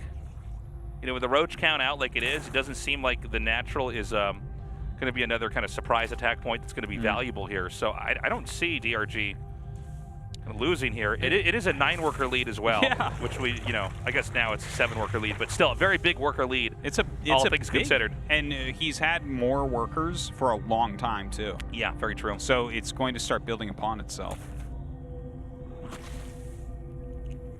I am just not liking where RagnaroK's at all here. Same. Well, Yeah, DRG just seems to kind of play the defense, and it's fine. Well, it's certainly working for him. 9 Roach is going to be popping out. A couple drones being mixed in here for RagnaroK, trying to catch up on his economy, but he's going to start really falling behind on Army. Yeah. Is there going to be an opportunity, you think, for a counterattack? I feel like there is with this missile upgrade finishing, where it's like, oh yes, you know, the moment that RagnaroK wants to play catch-up, he's going to be really vulnerable here. Yeah. No, I think that DRG is going to field a massive army. It's going to be tough to play against. +2, or the +1 coming up is just going to make him so strong here. I think DRG is just going to walk across the map and kill, because he's up 8 Roaches right now. And as soon as the Banelings are gone, all the Lings that he's rallying in are going to do a fantastic job. Okay, this should just overpower RagnaroK if I'm not mistaken here.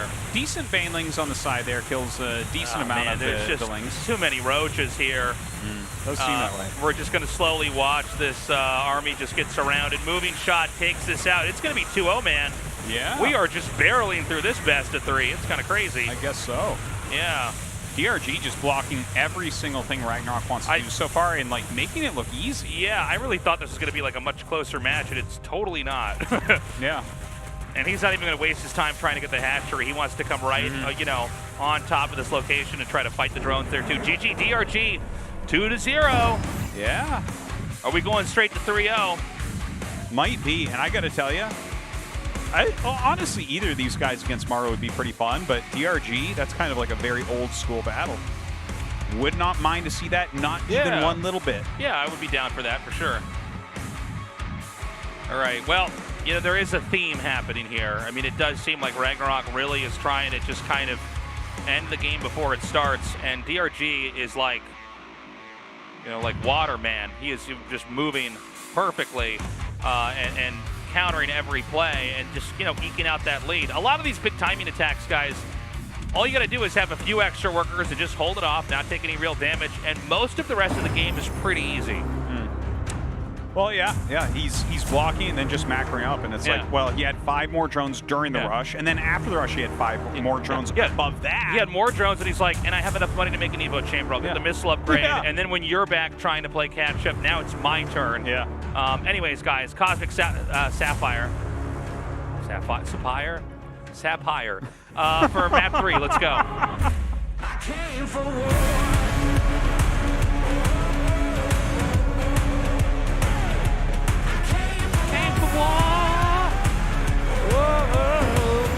You're like a man with partial amnesia. It's like you know how to read, but you're not sure what the word is. Team NV, DRG. I've also got StarCraft race blindness, where I just can't quite tell what it is. Like, I see it, and I'm like, I don't know, is that Protoss?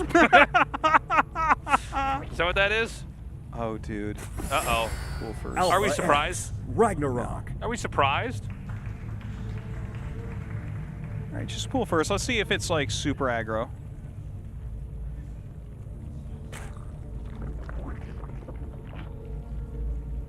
It does seem like these early pool builds have become less and less and less effective. Yeah, that's for sure.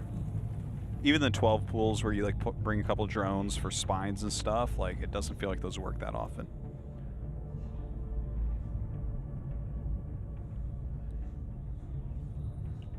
So, I mean, the ideas with what RagnaroK's doing, I mean, it's pretty obvious, right? You're trying to come in here and hit the other Zerg when they're in normal development.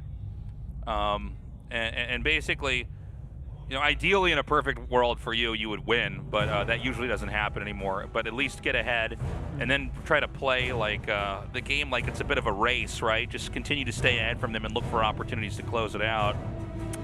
Well, he's making 6 Lings. Let's see what these can get done. Yep, they're coming across the map, and they are going to go in a path where they're going to go around the Overlord. So this is less about, you know, getting there quickly and more about just kind of getting there without them realizing they were going to come at all. And so we got to watch carefully the larva and what he's going to morph. He's got 2 Queens making, he's got 2 Lings. That's not bad. Yeah, I don't think he's going to take any real damage here. Like, I think so. As RagnaroK, maybe you're looking for a Queen surround. surround the eggs as they're making, perhaps. Sure, yeah. I mean, if you go up and try to actually fight the drones, the queen's going to pop out. There's going to be some drone drilling, and I don't know if you get more than 2 drones here. Yeah. Well, you know, this was like much stronger in the past, and it just seems like people have just gotten so good at like holding attacks now that like I just don't feel like this is going to work at like a GSL level. You know what I mean? And it clearly hasn't. Now, he didn't even get 1 drone. No, he did not get a single one, and lost every ling but 1. And so it's now 23 workers to 21. It was even for a second at 21-21. But now DRG is just going to pedal ahead here. Yeah, he's already got speed on the way. You know, RagnaroK is not so far behind that you want to say the game's over or something like that, but it definitely did not feel like that was that useful.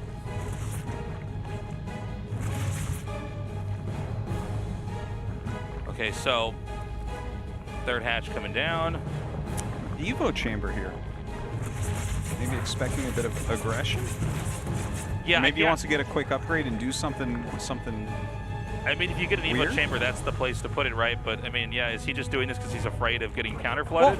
Well, what are you looking for with that Evo chamber? Like, it's the missile upgrade. I'm like, well, we don't even have roach warrants. That's crazy. Like,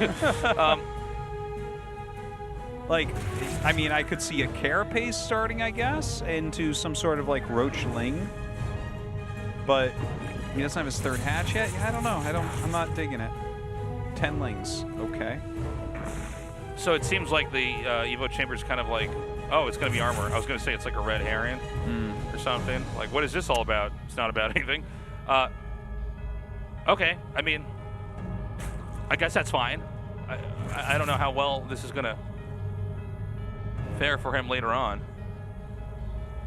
What do you think, Artosis? I think that this is really weird because DRG kept his lings alive the whole time and he sees all the lings being made. Imagine this works. I don't think so. The year is 2010. It's like, oh, but he saw all these lings being made by RagnaroK. So now it's, oh, what's he doing? He just needs to go back into his choke, right?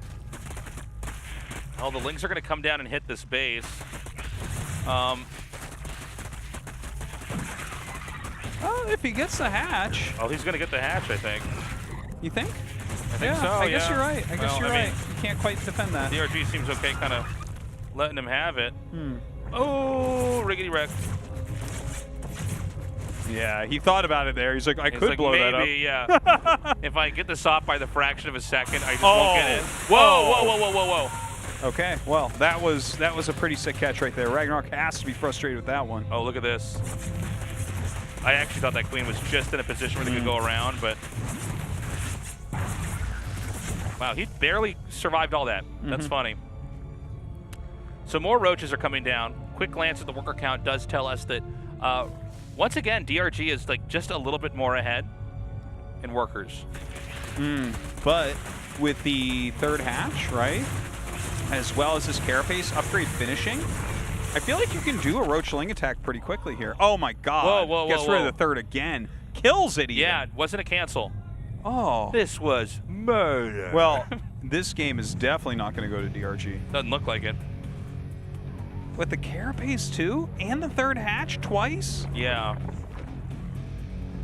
The carapace is pretty big. Missile upgrades are coming, but it's not even halfway done. Yeah, as long as you attack before that, what are they going to do?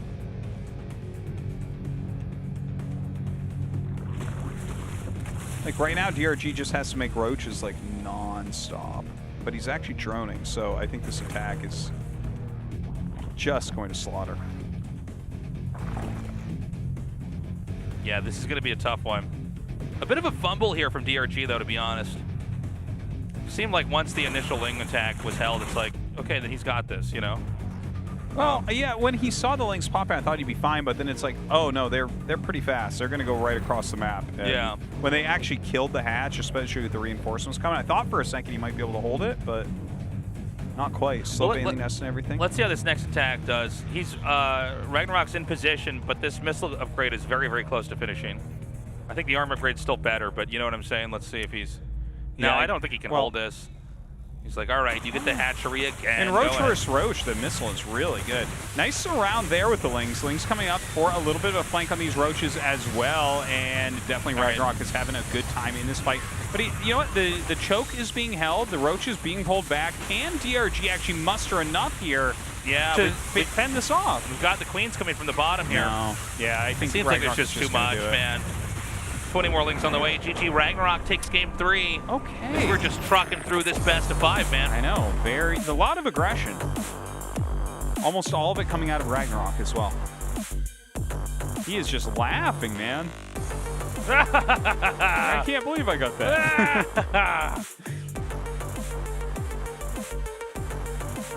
So, what is this? Is the funniest best of 5 ever. Just that whole part of the stage is filled with Riddler gas, man. Well, it's RagnaroK's the one that put that out there. That's right. But it's mostly for himself because everyone else is wearing masks.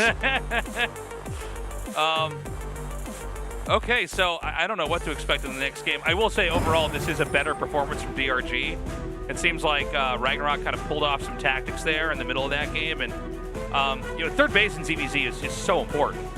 You know, it's kind of hard to ever not have a third base and then go back into it. It's why so much of ZVZ, if it is going to be action-packed, it's going to be about denying the third.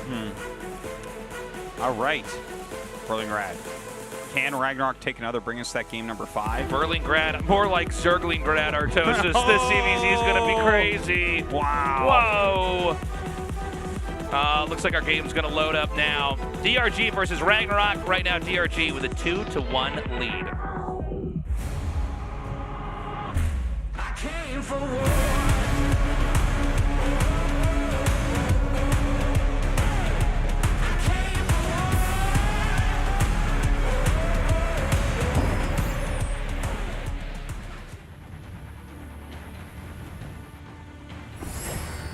Team NV, DRG.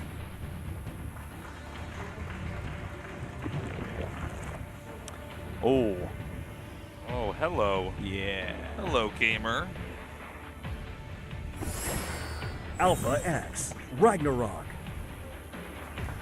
Very quick pull this time, much quicker than before. Double extractor trick. Single extractor trick. Yeah. And He like cancels both. Could. Like that's now I've got more Lings and no tech at all.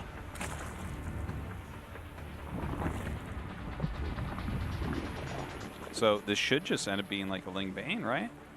I think so. Getting gas this early, what else could it be?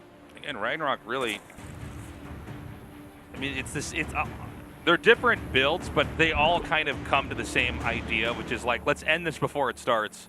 The problem is, and a lot of people who play like this have experienced this, if you have a reputation for doing this all the time, or especially if your opponent starts to see this pattern over and over, these attacks tend to become less and less effective. When you're like, oh, you're just that guy who's trying to cheese me. Yeah. You're just going to try to kill me early on. All right, I'll just be very careful. There's ways that you can kind of cross your T's and dot your I's that are going to allow you to be pretty safe, you know. 4 Lings run right past and around. Those Lings are going to go down and make Banes. Yeah. And then he's going to run down with the rest of his Lings. Yeah, he's like, look at me, here are my Lings. And this kind of makes it look similar to that last game, Yeah, right? it looks like the last game, but it's the last not. game was a setup for this one, Tasteless. It was a lie. There they are. Good luck, DRG. Imagine RagnaroK, he just cheeses 5 games in a row and he wins the last 3. He's like, yeah, I don't know. I guess I play Maru now. He wins this game and then he does the same build again and wins that game, and it's like, oh my god, all right. All right, as he sees the Banes, he knows he has to run away. If there's no Banes, you can kind of use your drones, but here, look at him split to both sides. Oh my god. Well, 7 kills. That's pretty big. Oh my god, 3 more kills. 3 more, yeah. Is that fatal though? That's the question. Dude, 8 workers to 15 is a pretty big difference. Yeah, it's pretty bad, man. DRG though is going to try for, well, he's droning up. He's droning up. He does have his own Baneling nest though. He didn't get Ling speed, right? No. No. Okay. If he had Ling speed, this would already be over. Yeah. All right, so he's going to get the Overlord. That's actually pretty big early on. These builds are not designed for you to lose any Overlords early on, so that is one pretty bad misstep, to be honest. And so the Baneling's Nest is done. Dude, he's getting Overlord speed. Yeah, I almost like had to do a double take when I saw that. Oh, he cancels. Okay. Okay. Must have been like a misfire Yeah, on the keyboard. Like he just hit a button. I was like, So really? I'm just like, what in the world are you looking for? I'm like, right now, what you're thinking about is making your overlords faster. That's crazy. Of all the things you could do. Yeah. Yeah. After losing that many drones, you Like- need to make your you're like, overlords oh God, quicker. my overlords are slow. Like, I like it when they're fast. I can Yeah. scout things. I can scout things. I could scout you and not counter it because I have no tag.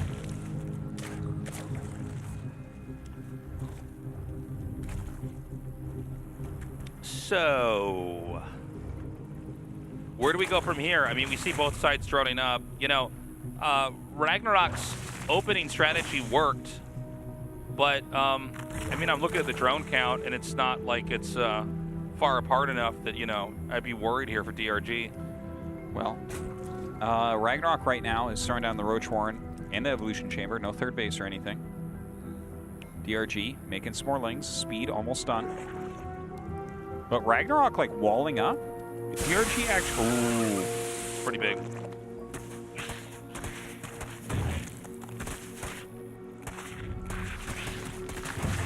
Okay, DRG is making some drones behind this, by the way. So just a small force going to be out on the map. With this layer coming up, I mean, it could just be speed and +1, Roach speed and +1. It could, as he adds a couple gases, it could actually turn into Spire. Yeah, I think that is But definitely a possibility It is here. RagnaroK tasteless. It might be a Nidus. It could be a Nidus. It's going to be a Nidus. The man with the Nidus touch.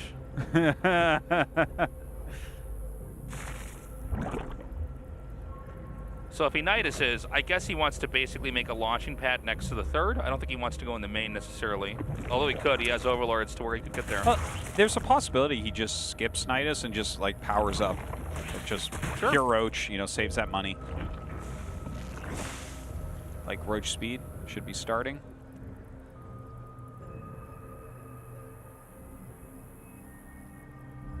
Okay. These little banelings have mohawks. Yeah, they do. Those are rock and roller banelings, man. These are rocker banelings. Yeah.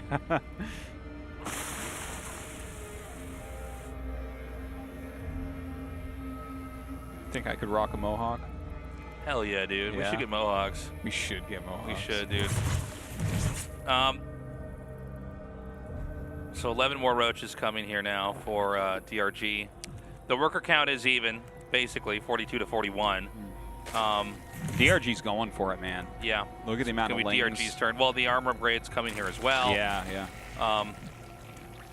So let's see how this goes. Attack is just ahead of Carapace, so it's important that DRG actually hits the Carapace timing. So he hits the anti-timing of just before the +1 attack roaches of RagnaroK are going to really wreck. He's moving out, man. Oh, he doesn't even move the Overlord. Okay, well, you think by now you know if you could kill it or not, but I guess I guess if you're going by, you might as well fire on it, you know? Mm-hmm. All right, we're just about ready. Here we go. +1 attack done. +1 Carapace. Yes. Dun, dun, dun, dun. All right. Lings have been pulled back. They're going to come in here to tank. Yeah, they're dealing some decent damage in there Wow. as well. And if he can get any biles to hit, ooh, beautiful. Several biles do end up hitting, but that is a lot of roaches right there. He's got Lings to tank here, but they're not lasting that long. No. Turns out at 35 health, they don't tank that well. It's like I'm going back. I'm going to kill that Overlord. Ling's coming up. Never quite gets the surround plus bile that I think he was really looking for here. Yeah, if you could get them to where the surface area is like the roaches can't move, and then you could just bile inside of that group, it's going to be a lot of damage. Now, +1 versus +2 as far as the upgrade tabs go. Don't forget there are 6 Ravagers. None on the side of RagnaroK. So that's a nice thing for DRG. Their worker count is very close, but RagnaroK has popped out a few more workers. Could end up getting another Overlord here. Not quite supply. Actually, it is supply blocking him. Got one supply you can work with here. Well, you know, if he can get a couple of these to continue to stack here, I mean, you can actually kind of bury him. RagnaroK should have gone Overlord speed. Yeah.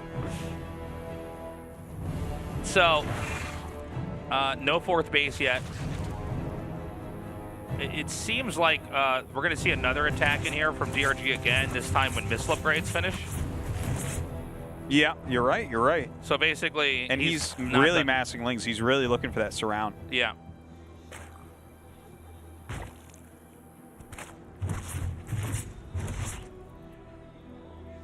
Okay. There's so many roaches out, man. I don't think that this is going to work. I think we have a critical mass. And look at this. He's split on two sides just beautifully. Yeah. Dude, he's just coming right through. Yeah.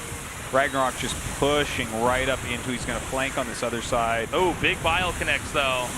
Some of these not quite being microed. Oh, my God. Okay, he actually is really getting good connections here. I think he's actually got enough. And this is before missile attack. It's like an anti-timing. Those are the best timing stages. They never expect it. Yeah. Oh, my God. RagnaroK throwing his head back there. Yeah. Well, it thought he would do better here. Again, you let a few of those biles connect, and it really just starts to add up. All right, well, DRG is going to be going to play against Maru for that last spot in the top 4.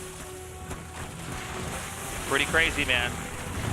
And I really thought that RagnaroK was going to perform better today, but, you know, clearly I was wrong, man. I mean, even, you know, RagnaroK seemed to kind of know, like, oh, I don't want to play a normal game against DRG. So pure aggression the whole day from him. Yeah. Well, that has been kind of what he's done, but you know what? He should be proud of himself. Oh, yeah. Round of 6, 2 seasons in a row. Yeah. He's, like, quietly asserting himself as one of the top players. That's impressive. This is kind of crazy, man.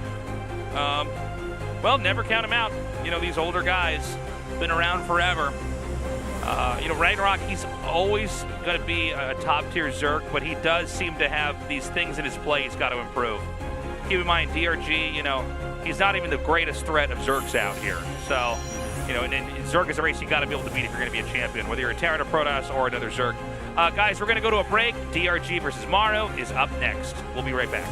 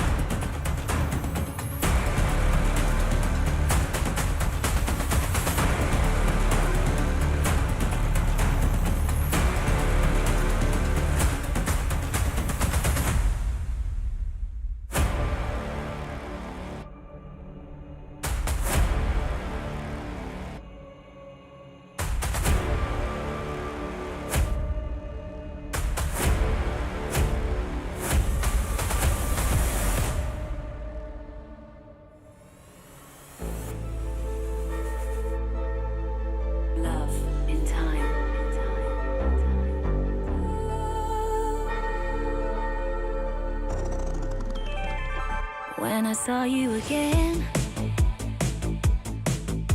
I knew I wanted you, but I had to hide it. I had to hide it, 'cause I have grown strong. Come with me. Without you around, I've just gotta fight it. I don't wanna go back there. Don't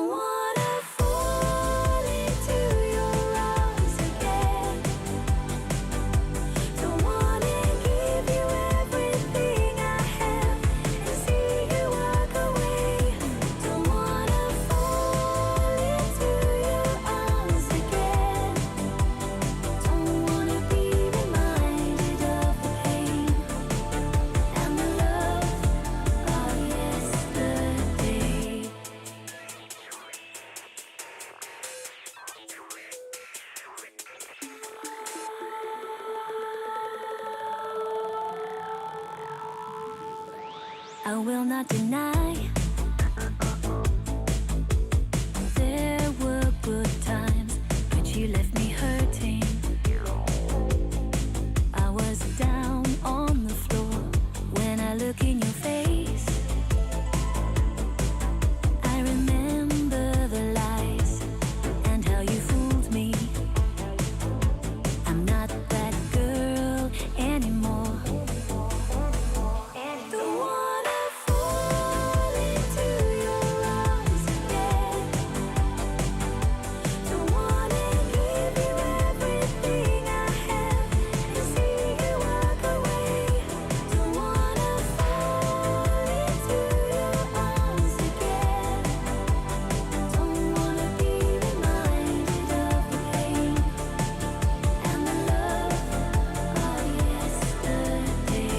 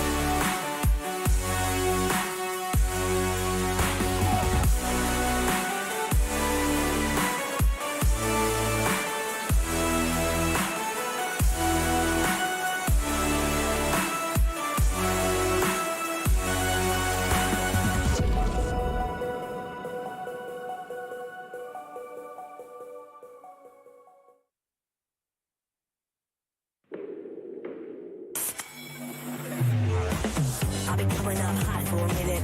Everybody love to drop when I'm in it. Everybody love to drop when I'm in it. I've been coming up hot for a minute. 상큼함 맥스, 칼로리 X, 맛있는 탐스 제로. 요즘 제일 탐나는 제로, 탐스 제로. 같이 떠나볼래? 지성사이다 제로. 그래 걱정 빼고 고민 빼고 망설임 빼고 This is zero life. 없어도 되는 건 빼고 사이다. 지성사이다 제로. 아침은 라떼, 홀리 점심은 라떼, 홀리 저녁은 라떼, 홀리 둥글하게 달콤하게 라떼 홀리. 달달한 충전이 필요할 땐 칸타타. 라떼 홀리.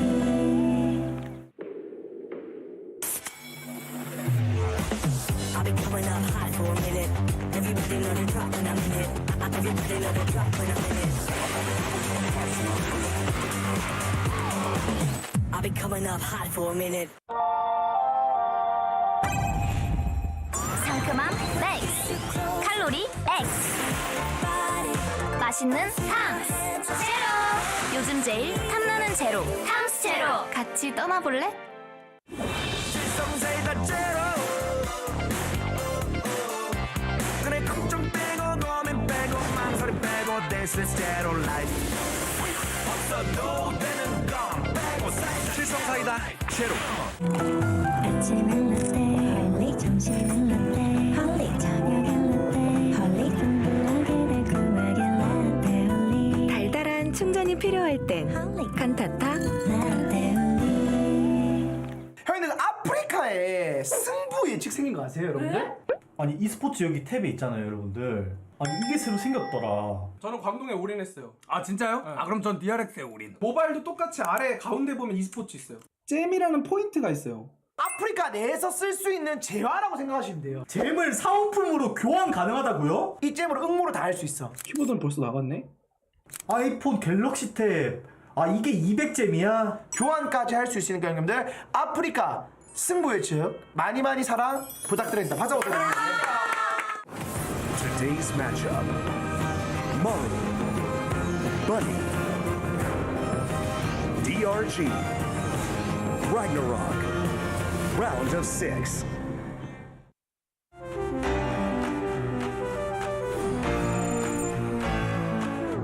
Africa TV, Freak Up Studio, live. 2022 GSL Season 2. What's up, everybody? Welcome back to the GSL. We're going to go on to our final best of 5 for the evening. Yeah, and this one should be the longest. It is Terran vs. Zerg, so one game can basically be as long as the entire series was that we just got done. TVZ at this point in time, and especially for GSL, is like by far the longest matchup we have. Yeah, the metagame has really evolved into Terran sitting there and waiting for Zerg to waste themselves, which takes a long time. It's like a 30-minute game. Terran trying to just gobble up their side of the map and do kind of, I guess we could call it like an exhaust play, to where the Zerg, has to actually come in and kill them. Otherwise, it's over. By the way, guys, the finals. Yes, the Season 2 finals. It is going to be at the Africa Coliseum, which is not here. It's a really big, wonderful studio that we had it in last time. Yes, it's in a part of town called Digital Media City. The studio is not that close to the station, and it's not that easy to find either. So if you're going to come, I would recommend you try to come a little bit early. a little bit early for sure. I mean, even for some of the days that I've worked down there, I'm like, where am I supposed to be? Do come down and definitely check it out. This is going to be our second finals with an audience. And it's actually a pretty cool setup down there, too. They've got more of like a theater atmosphere there. I quite dig it. It's in the areas not too bad. Like nearby, there's restaurants and bars and stuff for afterwards, so it's kind of cool. And it is going to be on Friday at the normal time, just to throw that out there, not Thursday. Yeah, we have moved it. Excuse me, I'm dying here. We have moved it to a time that is probably going to be better for those of you who are living out here, where you can get off work, come down, and basically have the greatest Friday night ever. Yeah, it's going to be an excellent Watch Friday an night. amazing finals. I can't wait, Tasis. It's going to be ridiculous fun. This has been a really good season at GSL. We've had a lot of surprises. We've had a lot of upsets. We've had a lot of new styles shown, even the ones that Maru lost with back there. But, thinking about Hero as well and some of this other stuff here. So, yeah, definitely come down. And, we look forward to seeing you guys in the audience. So, this is not the match I thought I was going to be casting, Artosis, but here we are. Certainly not. I definitely thought that Maru would be through in first place, but here he is. Okay, DRG versus Maru. DRG does sometimes show amazing Zerg versus Terran still. Well, he's in his second round of 6 in a row, so obviously he's still in good shape, but I think this is his best matchup. All right, guys, DRG versus Maru, our final best of 5, starts now on Hardwire. I came for war.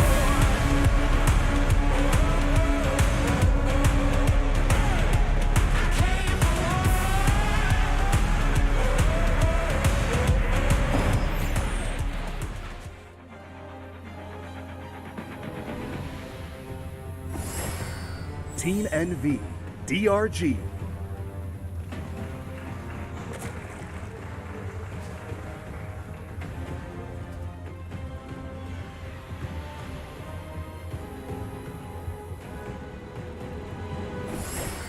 Onside Gaming, Maru.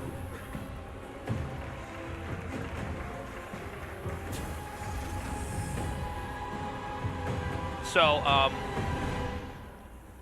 I feel like kind of the big headline of the day, if I can even say it like that, at least for me, was the weird stuff that Maru tried in the TVT. We had 3 very odd, frankly, plays we just never see. Yeah. Pretty much, literally ever. We had EMP tech used, and it was EMP to take the energy away from the medevacs, which, it feels like you would see that argument on a very, buried somewhere in a heated Team Liquid argument. Yeah. You know what I mean? Where it's like 2 guys that actually can't play the game well, and this guy's like, theory crafting is like a thing where people get really caught up in their ideas, and, application of what you can do in the game is also very important. It's not just, what you imagine could happen. We saw that, it didn't work. Then we had double starport Ravens in a TVT. Which, again, I don't think I have ever casted a game like that. If I have, I certainly don't remember it, but I feel like that would stand out to me. And then we had like a Cyclone drop, which isn't the craziest thing, but it's certainly not used. Super old. Mag Super field old. accelerator Yeah. upgraded 2. It was not to a very great effect. So I know that's a TVT and this is a TVZ, but I just want to kind of remind everybody about that because maybe we're going to see more weird stuff like that here from Maru as we go into this next best of 5. Now, let's talk about these openers. This is a gas pull first into quick speed into expansion. Massing more lings here. Yeah, and it's command center first from Maru. So this is very tricky. I mean, he's clearly, like, Maru is just not getting any intel. He's just kind of playing completely blindly here with a very greedy build. But if these lings, like, run up and catch him off guard at all, this is going to be huge. Yeah, well, if the lings can get on top of that depot and he can't close it, and then this really comes down to, like, your eyes catching this at the last second. I almost feel like it would have been better for him to have waited for speed. Well, it seems like he was trying to, and then maybe he thought it was, like, done or about to finish, like, in 1 second, but it was in 3 seconds. Okay, he gets 3 SCVs. This is not going according to plan, and this is command center first. So, like, even though you get 3 SCVs there, Maru is happy with his opener. So he's going to make that 3rd hatch. Who did we see do this earlier this season?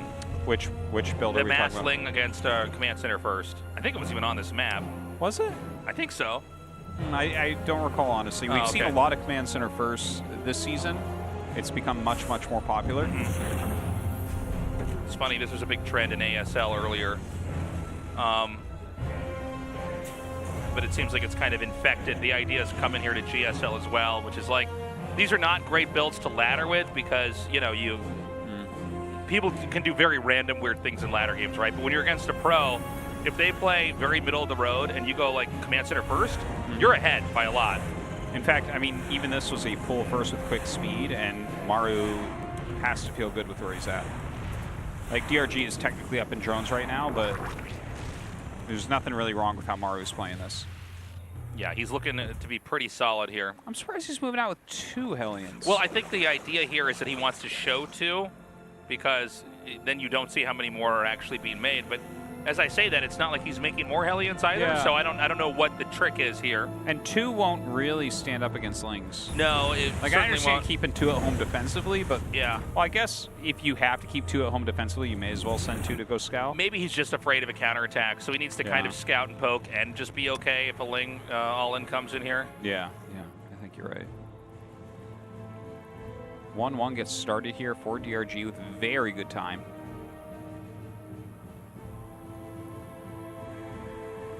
I like how greedy DRG is being. Like, it's been pure drone, man. Drone queen. He's not flinching at all. Yeah, the 1-1 getting started very quickly. I love it. You want those upgrades as fast as is possible. I really hope he goes Ling Bane Muta. I feel like that's DRG's specialty in the matchup. Yeah. Very much like the way that he plays it. Macros it really, really well. Good unit movement. Good decision making. There's the layer. Obviously, he does need to get Baneling speed ASAP. A lot of times, the more modern Muta openers go Evos after Muta. So if he does go Muta, it is like a little bit delayed here. I think that would be fine still. So Maru's going to come out here with a serious push. And notice how much he's hit it. Okay, I was going to say. He has kept this all in the main, so like a poke in, anything, you don't really get a lot of information. You know, if you just keep your army out there, then you can kind of like survey them and see, okay, this looks like it's going to be a pretty powerful 2-base push. It's going to come up here now. Combat Shields is going to finish. He's got the Hellions here, the Marines, the Medevacs, the tanks, all of it. You name it, he's got it. But he's going to look for a target, and there isn't exactly an easy target to hit here either. That's a big army, though. It's a big, scary army. Yeah, I guess he wants to just try to push up to the 3rd. 1-1 is going to finish, but it's going to finish after the Terran should have already sieged up and been in a pretty good position. So this is like, this is kind of scary, man, to be honest. It is scary. 3 tanks? Yeah. It's very well really played. Scary, man.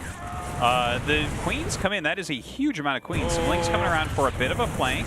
Yeah, a bit of an overextension with that 1 tank on the right, but I mean, this shelling is brutal, yeah, man. he's reduced queen count quite a bit. These spores not really doing a whole hell of a lot. All right, the counterattack should come, but look where these Hellions are placed, man.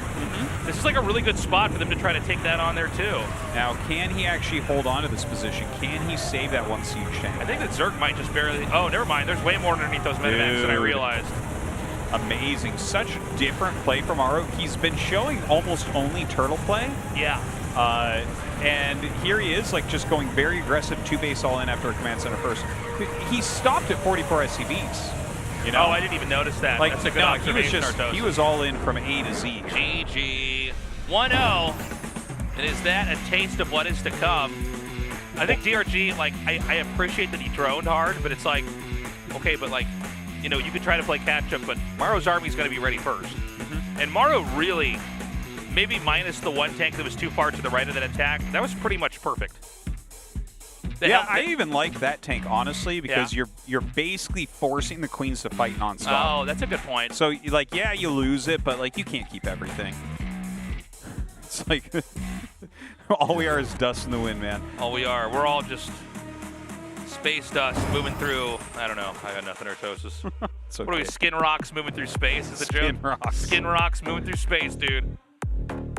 All right, Curious Minds, we're already in the map too. I'm kind of caught off guard by how fast that ended. Think of how many games you see where a Terran on 2 bases kills a Zerg on 3. Actually, not that many. No, not too many. It's pretty rare. Yeah. But here's Maru utilizing his image very, very well. Yeah, well done. Game 2's loaded up, guys. Let's go. I came for war.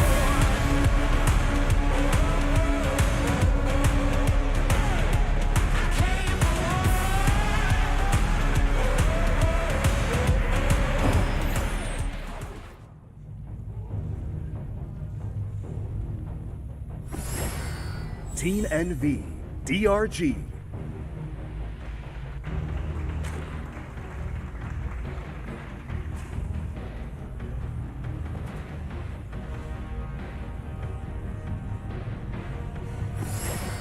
Onside Gaming, Maru.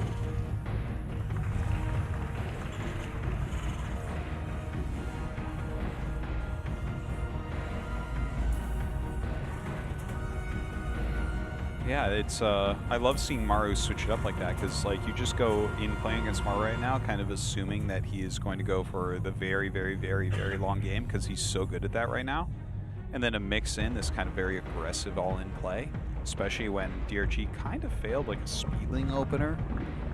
I think it was good decision making, great execution, and that's a very fast first win, which I think is important because it's not unlikely that we have 3 games that are 20 minutes plus in a row now. You know, that's what I came in expecting, honestly. I mean, we've talked about this on camera, but even a little bit off, where it's like, if you have a bunch of TVZs nowadays, it's like, you better have eaten your Wheaties that morning. Yeah. They are very long games. Like, as a caster, you definitely got to focus, right? Because it just seems like that's kind of the direction the matchup's gone. PvZ was like that for a while when Sky Toss was trendy. Oh, yes. But TVZ does seem to have like this ability to kind of stretch out to a length that is like the very limits of how long a StarCraft 2 game can even go on for. Because the map gets mined out. Yeah, eventually you run out of resources. Yeah. Nothing can be made. But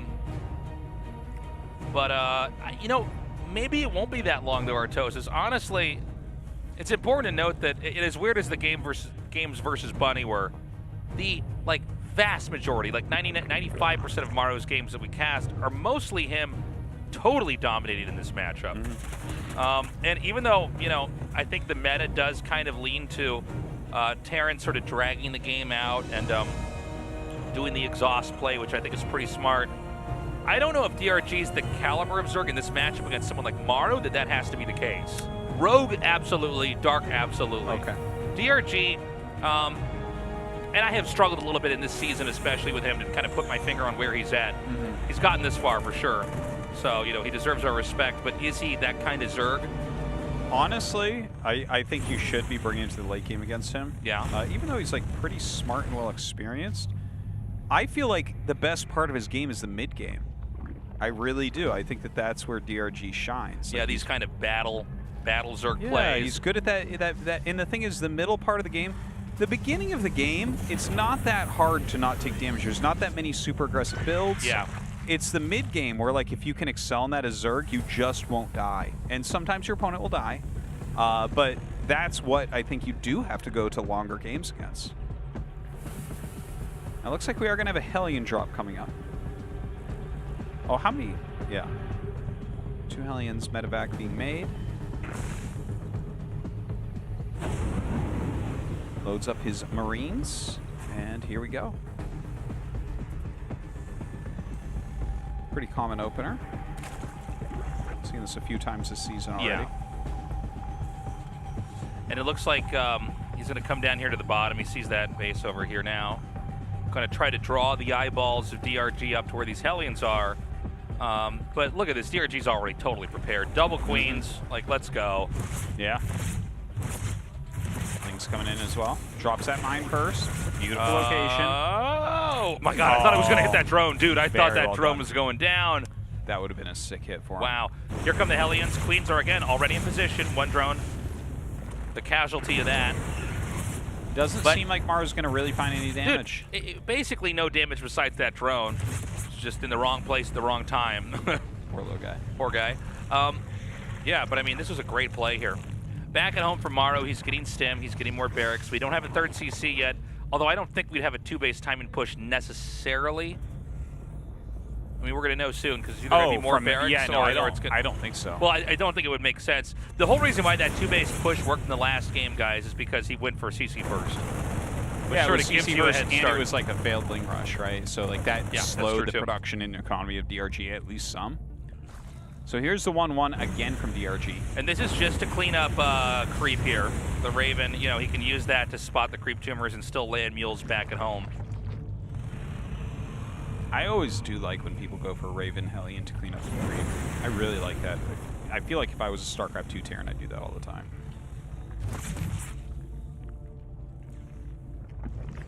Okay, he comes in again. And gets these picks backs out. Another medevac coming out with Marines.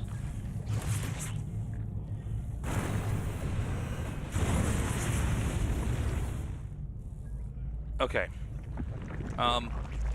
Yeah, very patient game. By the way, we still don't have that CC. He is doing the 2-base. Yeah, we both saw it at the same time. I'm like, oh, all right. Yeah.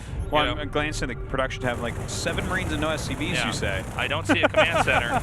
He stops at 48, so it's a different type of timing attack. This one should not have the same kind of oomph as the other one before, and I think this one's intended to hit the 4th base hatchery as it's making. Yeah. I almost said as it's cooking. What was that about? It's cooking up, man. Put a drone in the oven, man, and out comes a hatchery. Yeah.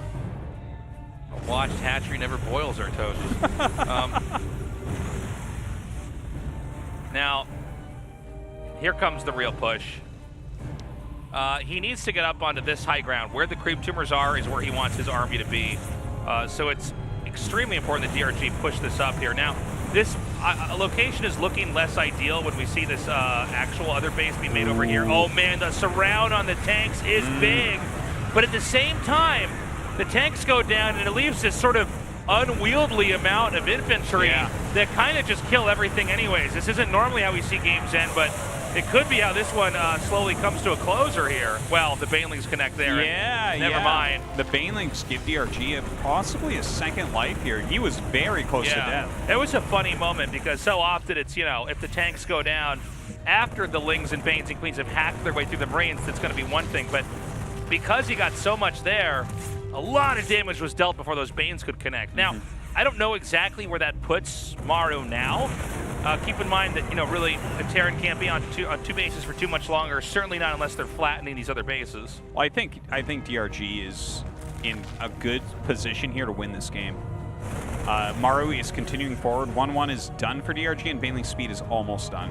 So if he just masses up army right now, like, he needs to clear the push like one more time. Yeah. Now, I think if he could just kind of shake Maru off, Maru's grasp on this position, I think that, you know, he's going to be okay. Again, you're seeing why creep is so important right here. Look at that, dude. Picks him up. So good. That 4th base is up. It looks like Maru's going to hit it. I don't know that he has enough, man. I think a lot of his this goes army's back really to small. Well, hold on. It's kind of disjointed, but I feel like if he can kind of pull it all together, he's going to be okay. Zerg can't really operate without a fourth base. And again, on the creep. Great targeting here from the siege tanks. Dealing with the banelings as well as he really can. Great splits. All right, he's killing it, man. He's actually going to get that hatchery. That's it. He gets the hatchery. Now, the game's not necessarily over, but, like, this kind of knocks Zerg back into square one, right? Now, Zerg is already growing into the opposite part of the map here, down at 6 o'clock. Yeah, DRG just trying to get that fourth base up and actually mining, so it's 2 against 4. Quite a few Liberators. Kind of an interesting twist on this that I'm not used to seeing. The 2-2 is going to be finishing for DRG relatively soon, so that's a pretty big advantage, being up 2 upgrades. Not there quite yet, though. The Baneling's rolling through. Dude, there's such a force behind these tanks. Oh, my God. Dude, he's just going to walk over him, I think. I mean, he's crushing through. The hatchery's canceled. A save, I guess, but, you know, certainly not an answer to the threats that are coming forward here now. Liberators and tanks. And you know what, man? Just not enough queens. These early all-ins from Maru doing a fantastic job against DRG. He's going to get this hatchery, too. Wow, dude. Maru's making this look like so easy. It's so not the series we kind of anticipated, Artosis. Did he just attack his own siege tank, the really red one? I was looking at you, I didn't see. Oh. I was looking at your doe eyes. Then you saw the shock where That's I'm right. like, wait, what? Yeah. I just saw an explosion. There's what? Now, I mean, you know, without Banes here, it's kind of hard. Oh, hold on. I'm sorry. I thought there were no Banes at all. But, you know, his Liberators stay here. Liberators just shredding everything. Dude, just wrecking This Banes. game's done. It's over. GG. Maru. Maru. He's playing completely different today than he has throughout the tournament. Well, keep in mind, you know, Maru is the guy who plays to win the whole thing. And what other Zerg is in this tournament? It's Dark. I think that's the big threat for Maru. Hero, Hero should be respected as a threat, but I think what Maru's doing is he's bringing out his kind of tier 2 builds for tournament play. He's like, all right, we're going to do this because I don't need Dark to see what I'm doing. Dark doesn't lose to that, by the way. Oh, no, I don't do not think Dark loses to that. I don't think so either. Unless I really, I mean, I don't think Dark loses to that. I almost want to be a dummy and be like, you know what? He threw against Bunny so he could show Dark the wrong builds. We're going to go to 2,000 atmospheres here. And right now, I'm kind of thinking we're going to see a lot of the same ideas here. Does Maru do a proxy Rex? Let's not forget he likes to do that in the series. God, I'm not sure, man. Like, the fact that he did, like, very similar 2-base all-ins against DRG twice in a row and his series against Bunny, I don't know what's going on. Well, let's find out, Artosis. Game 3 has loaded up. Maru right now with a 2-0 lead in this best of 5. I came for war.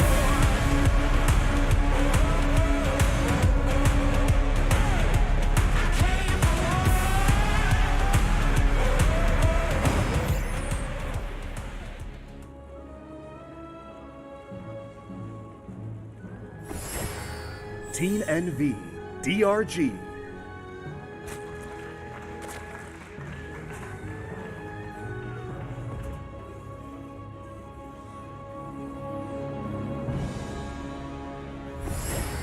Onside Gaming, Maru.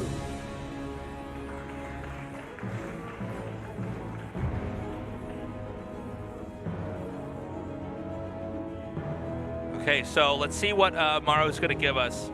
It's funny how some games and series can pan out. Like, the truth is, if you look at the way this has gone, we actually don't even really know what DRG wants to do. You know what I mean? It's basically been like he wants to get 1-1. We know that much. He's getting his building blocks out. You know, he's trying to.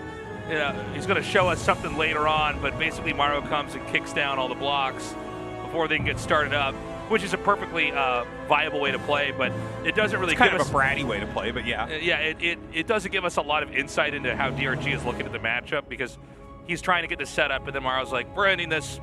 We're ending this right now." And yeah, I mean, so far not working. Let's go back a little bit though to game 2. Okay. That first big push. There was something very funny that we almost never see, even though we see tank, marine, medevac fights over like third bases and fourth bases. Like we see that all the time. That's probably the most common thing you ever see in StarCraft 2. Yeah. And it's always been there since the beginning. But rarely do we have a moment where the Lings get such a huge engage on just the tanks.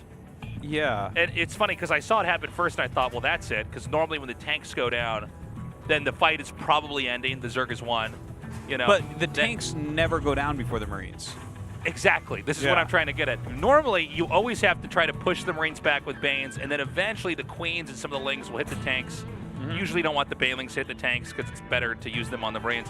But that was a funny game because the tanks got surrounded, and it actually backfired because the tanks ended up soaking up all the damage. Yeah.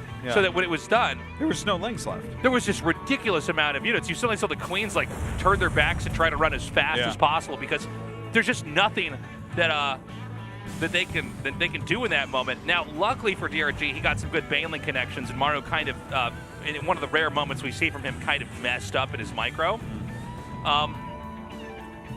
But that's just kind of a funny thing to see go down there that we don't really get to think about or even talk about. A great example of why you don't just right-click on the tanks, right? Like it takes so long to kill, and they're sitting there with their high health armor, and then suddenly, you know, the Marines are just, the DPS is too high. So a mistake was made. And Maru has won twice with very, very similar pushes. Is he going to do it again, do you think? Now's the time. Tell me. I think so. Really? Yeah, I actually do think once he's again, like a 3-ish tank type of push. Yeah, I think actually that's what he's going to do. It looks like right now he's gearing, because he's opening different every game, right? It was Command Center first with just a couple Hellions. Then the second game was like a small Marine drop with 1 mine, a few Hellions, a Raven to clear creep. Here it's a 2-1-1 opener, but I think all these builds can go into that same thing, right? Yeah. So he's definitely having a variety as far as openers go. See if this 2-1-1 can do anything against DRG. I mean, again, it's beating DRG is of course a necessary thing for him to advance in the tournament, right? But I do want to go back to my whole theory that, you know, a guy like Maru who's won so many GSLs, he has to really kind of see the entire tournament and what he needs to worry about. And so I think that's why he's doing this. I think that in some sense, Maru is kind of like just a stronger overall player than DRG. Yeah, like on all the metrics. Of course, yeah. And so it's like, I think even Maru if wins on all the metrics against everyone in the world, probably. Yeah, kind of, man. And so I think he just looks at this and he's like, well, this won't tell Dark anything. And also, you know, this is not going to be easy for TRG to deal with.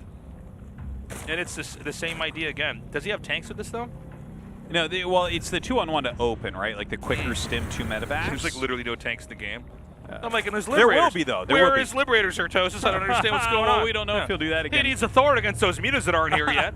I like that, though, actually. The Liberators were pretty cool. Yeah, it's a good touch. Yeah. All right, doesn't seem like he's going to find anything there.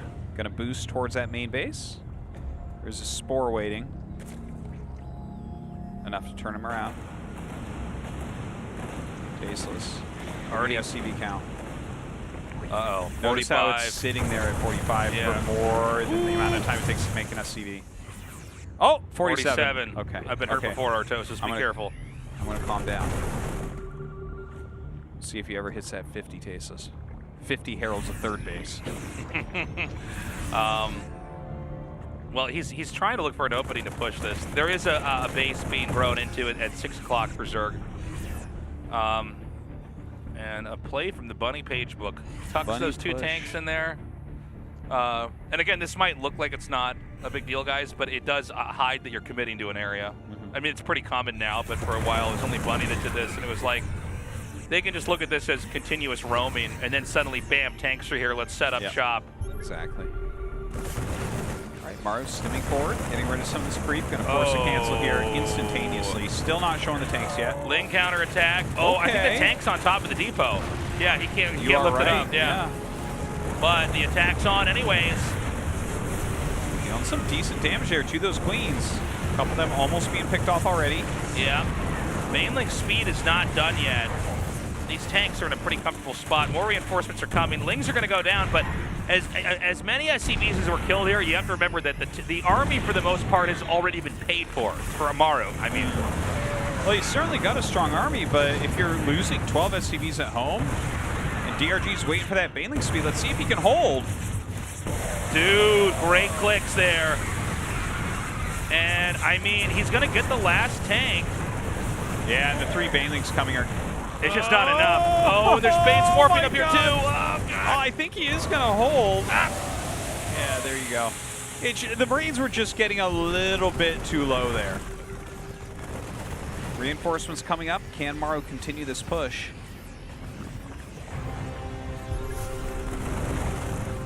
Okay.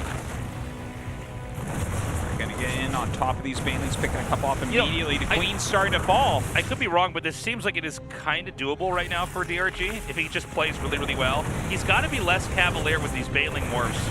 Every Baneling, you just need one of them to get the big connection to win the fight, right? The fact that we've seen like 5 or 6 get canceled there is kind of crazy. All right, more Banelings coming with those Lings, pushing back these reinforcements. The tank sets up, trying to slow this down, get Good some decent idea. tank volley. Kind of drops on that bridge because it's enough of like a kind of narrow area. The Banes can't really be utilized. By the way, Muta's being made. That's pretty darn good for DRG. Those Mutas are going to be a problem. They might not be as helpful right now against the push, but if he can get any sort of counter-harassment or any slightly winning position in one of these battles, it's going to make a big difference if there's a liftoff.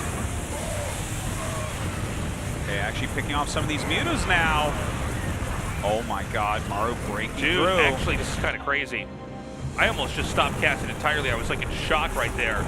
And now he's going to get the cancel on these Banes. Dude, I think this little tug of war we're seeing, Maru's going to win. GG. Crazy. Whoa. That was the fastest match of the night. Dude, that's insane. How long was that whole series? That was like nothing at all. I was ready for like 2.5 hours of casting, man. Seriously, I was thinking this match would be almost 2 hours. Yeah. But easily. Very, very fast. Maru being unbelievably aggressive. DRG giving it a laugh. Hey, it was a fun series. But, you know, Maru is just built different, man. He really is. And so that will conclude the round of 6, guys.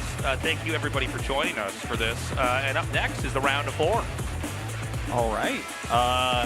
Yeah, and it's a sick round of 4 as well. Yeah. Right? Like Bunny, Maru, Dark, and Hero. Very different from last season. Very cool. Except for Dark, of course. So we're going to go to that interview now. Let's see how Maru's feeling. He is just 3-0 DRG in like a record fashion. The last player to move on to round of 4 of this season of GSL is Maru. Congratulations. Thank you. Maru, this is your 12th finals in GSL. But it has been your GSL round of 4 after 4 seasons. Well, here today, you know, I came here with the thought that I would not lose to Bunny in the TVT, but I did lose. Alright, so let's talk about why your performance was like that afterwards. So DRG was the player you lost to in the round of 10. And today you gained a 3-0 victory over him. So what was different this time compared to back then?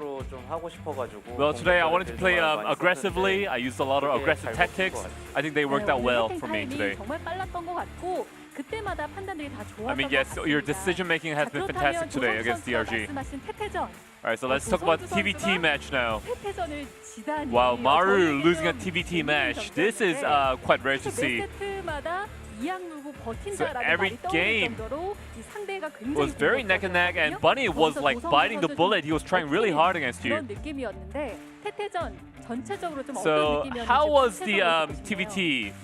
like overall? 의료선에만 안 흔들렸으면 다 이길 수 있었던 You know, I was too I was too shaken with the Medivacs. 게임하면서 생각이 안 나더라고요. You know, but I couldn't think of that while playing. 유령 운영을 제대로 못 보여드린 점도 너무 아쉽고. I think I was not able to show the potential of the Ghost Well in that match. So you know, that was a very disappointing match for me. It was very frustrating.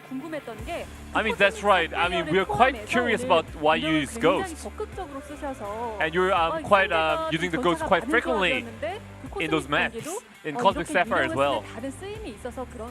So we were wondering if you had any special reason as to why you use the Ghost so much. So what was that Ghost build about? Well, I feel like the TVT end game is all about Raven, and countering Raven is what Ghost does.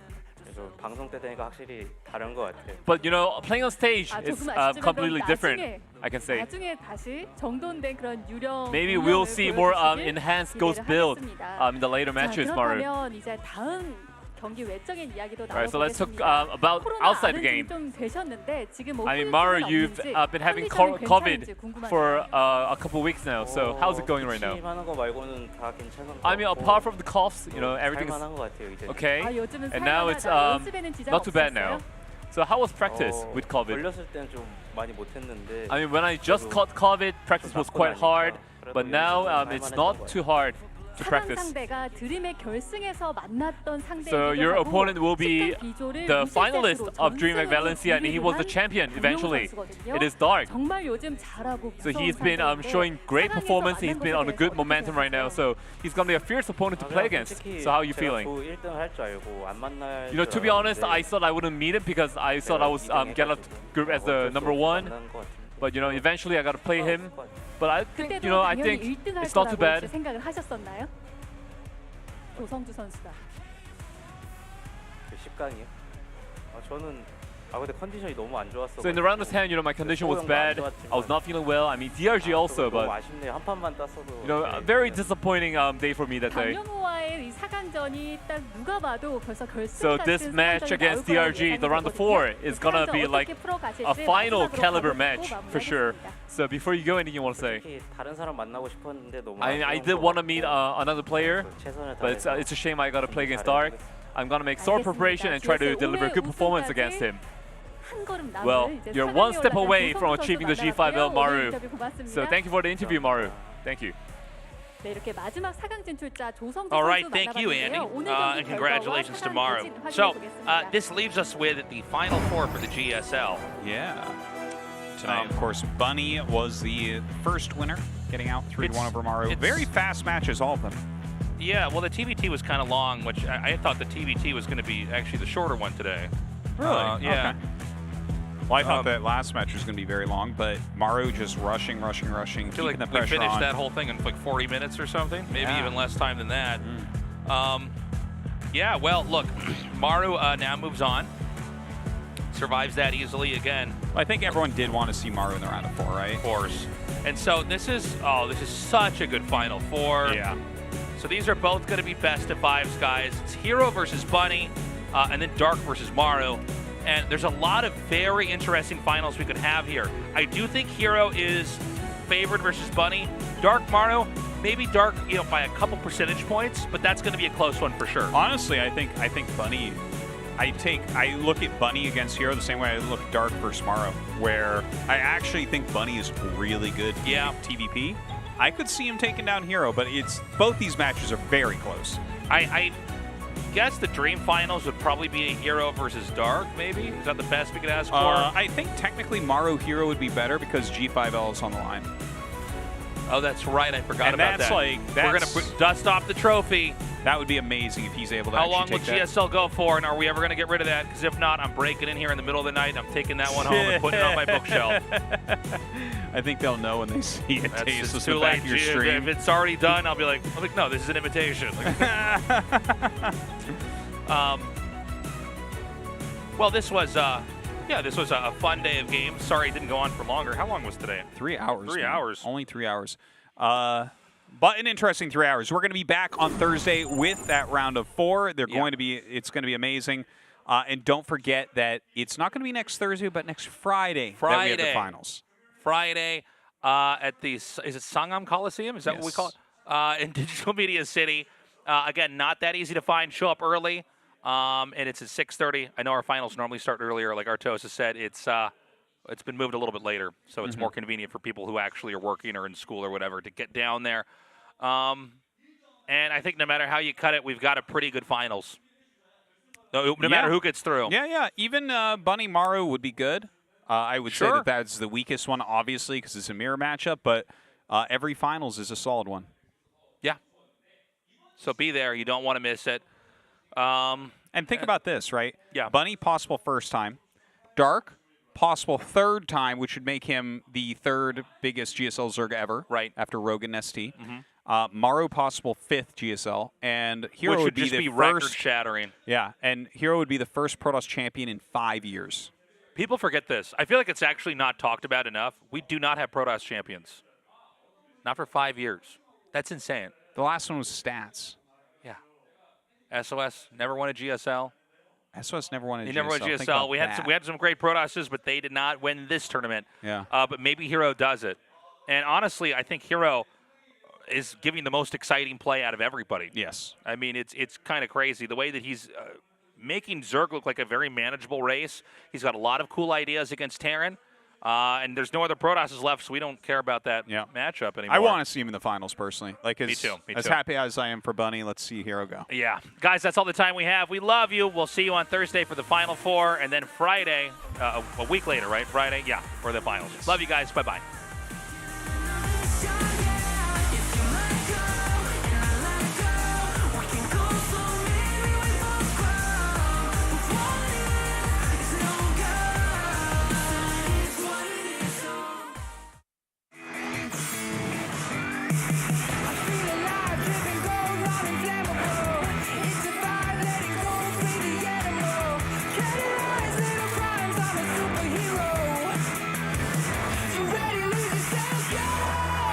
2022 GSL Season 2.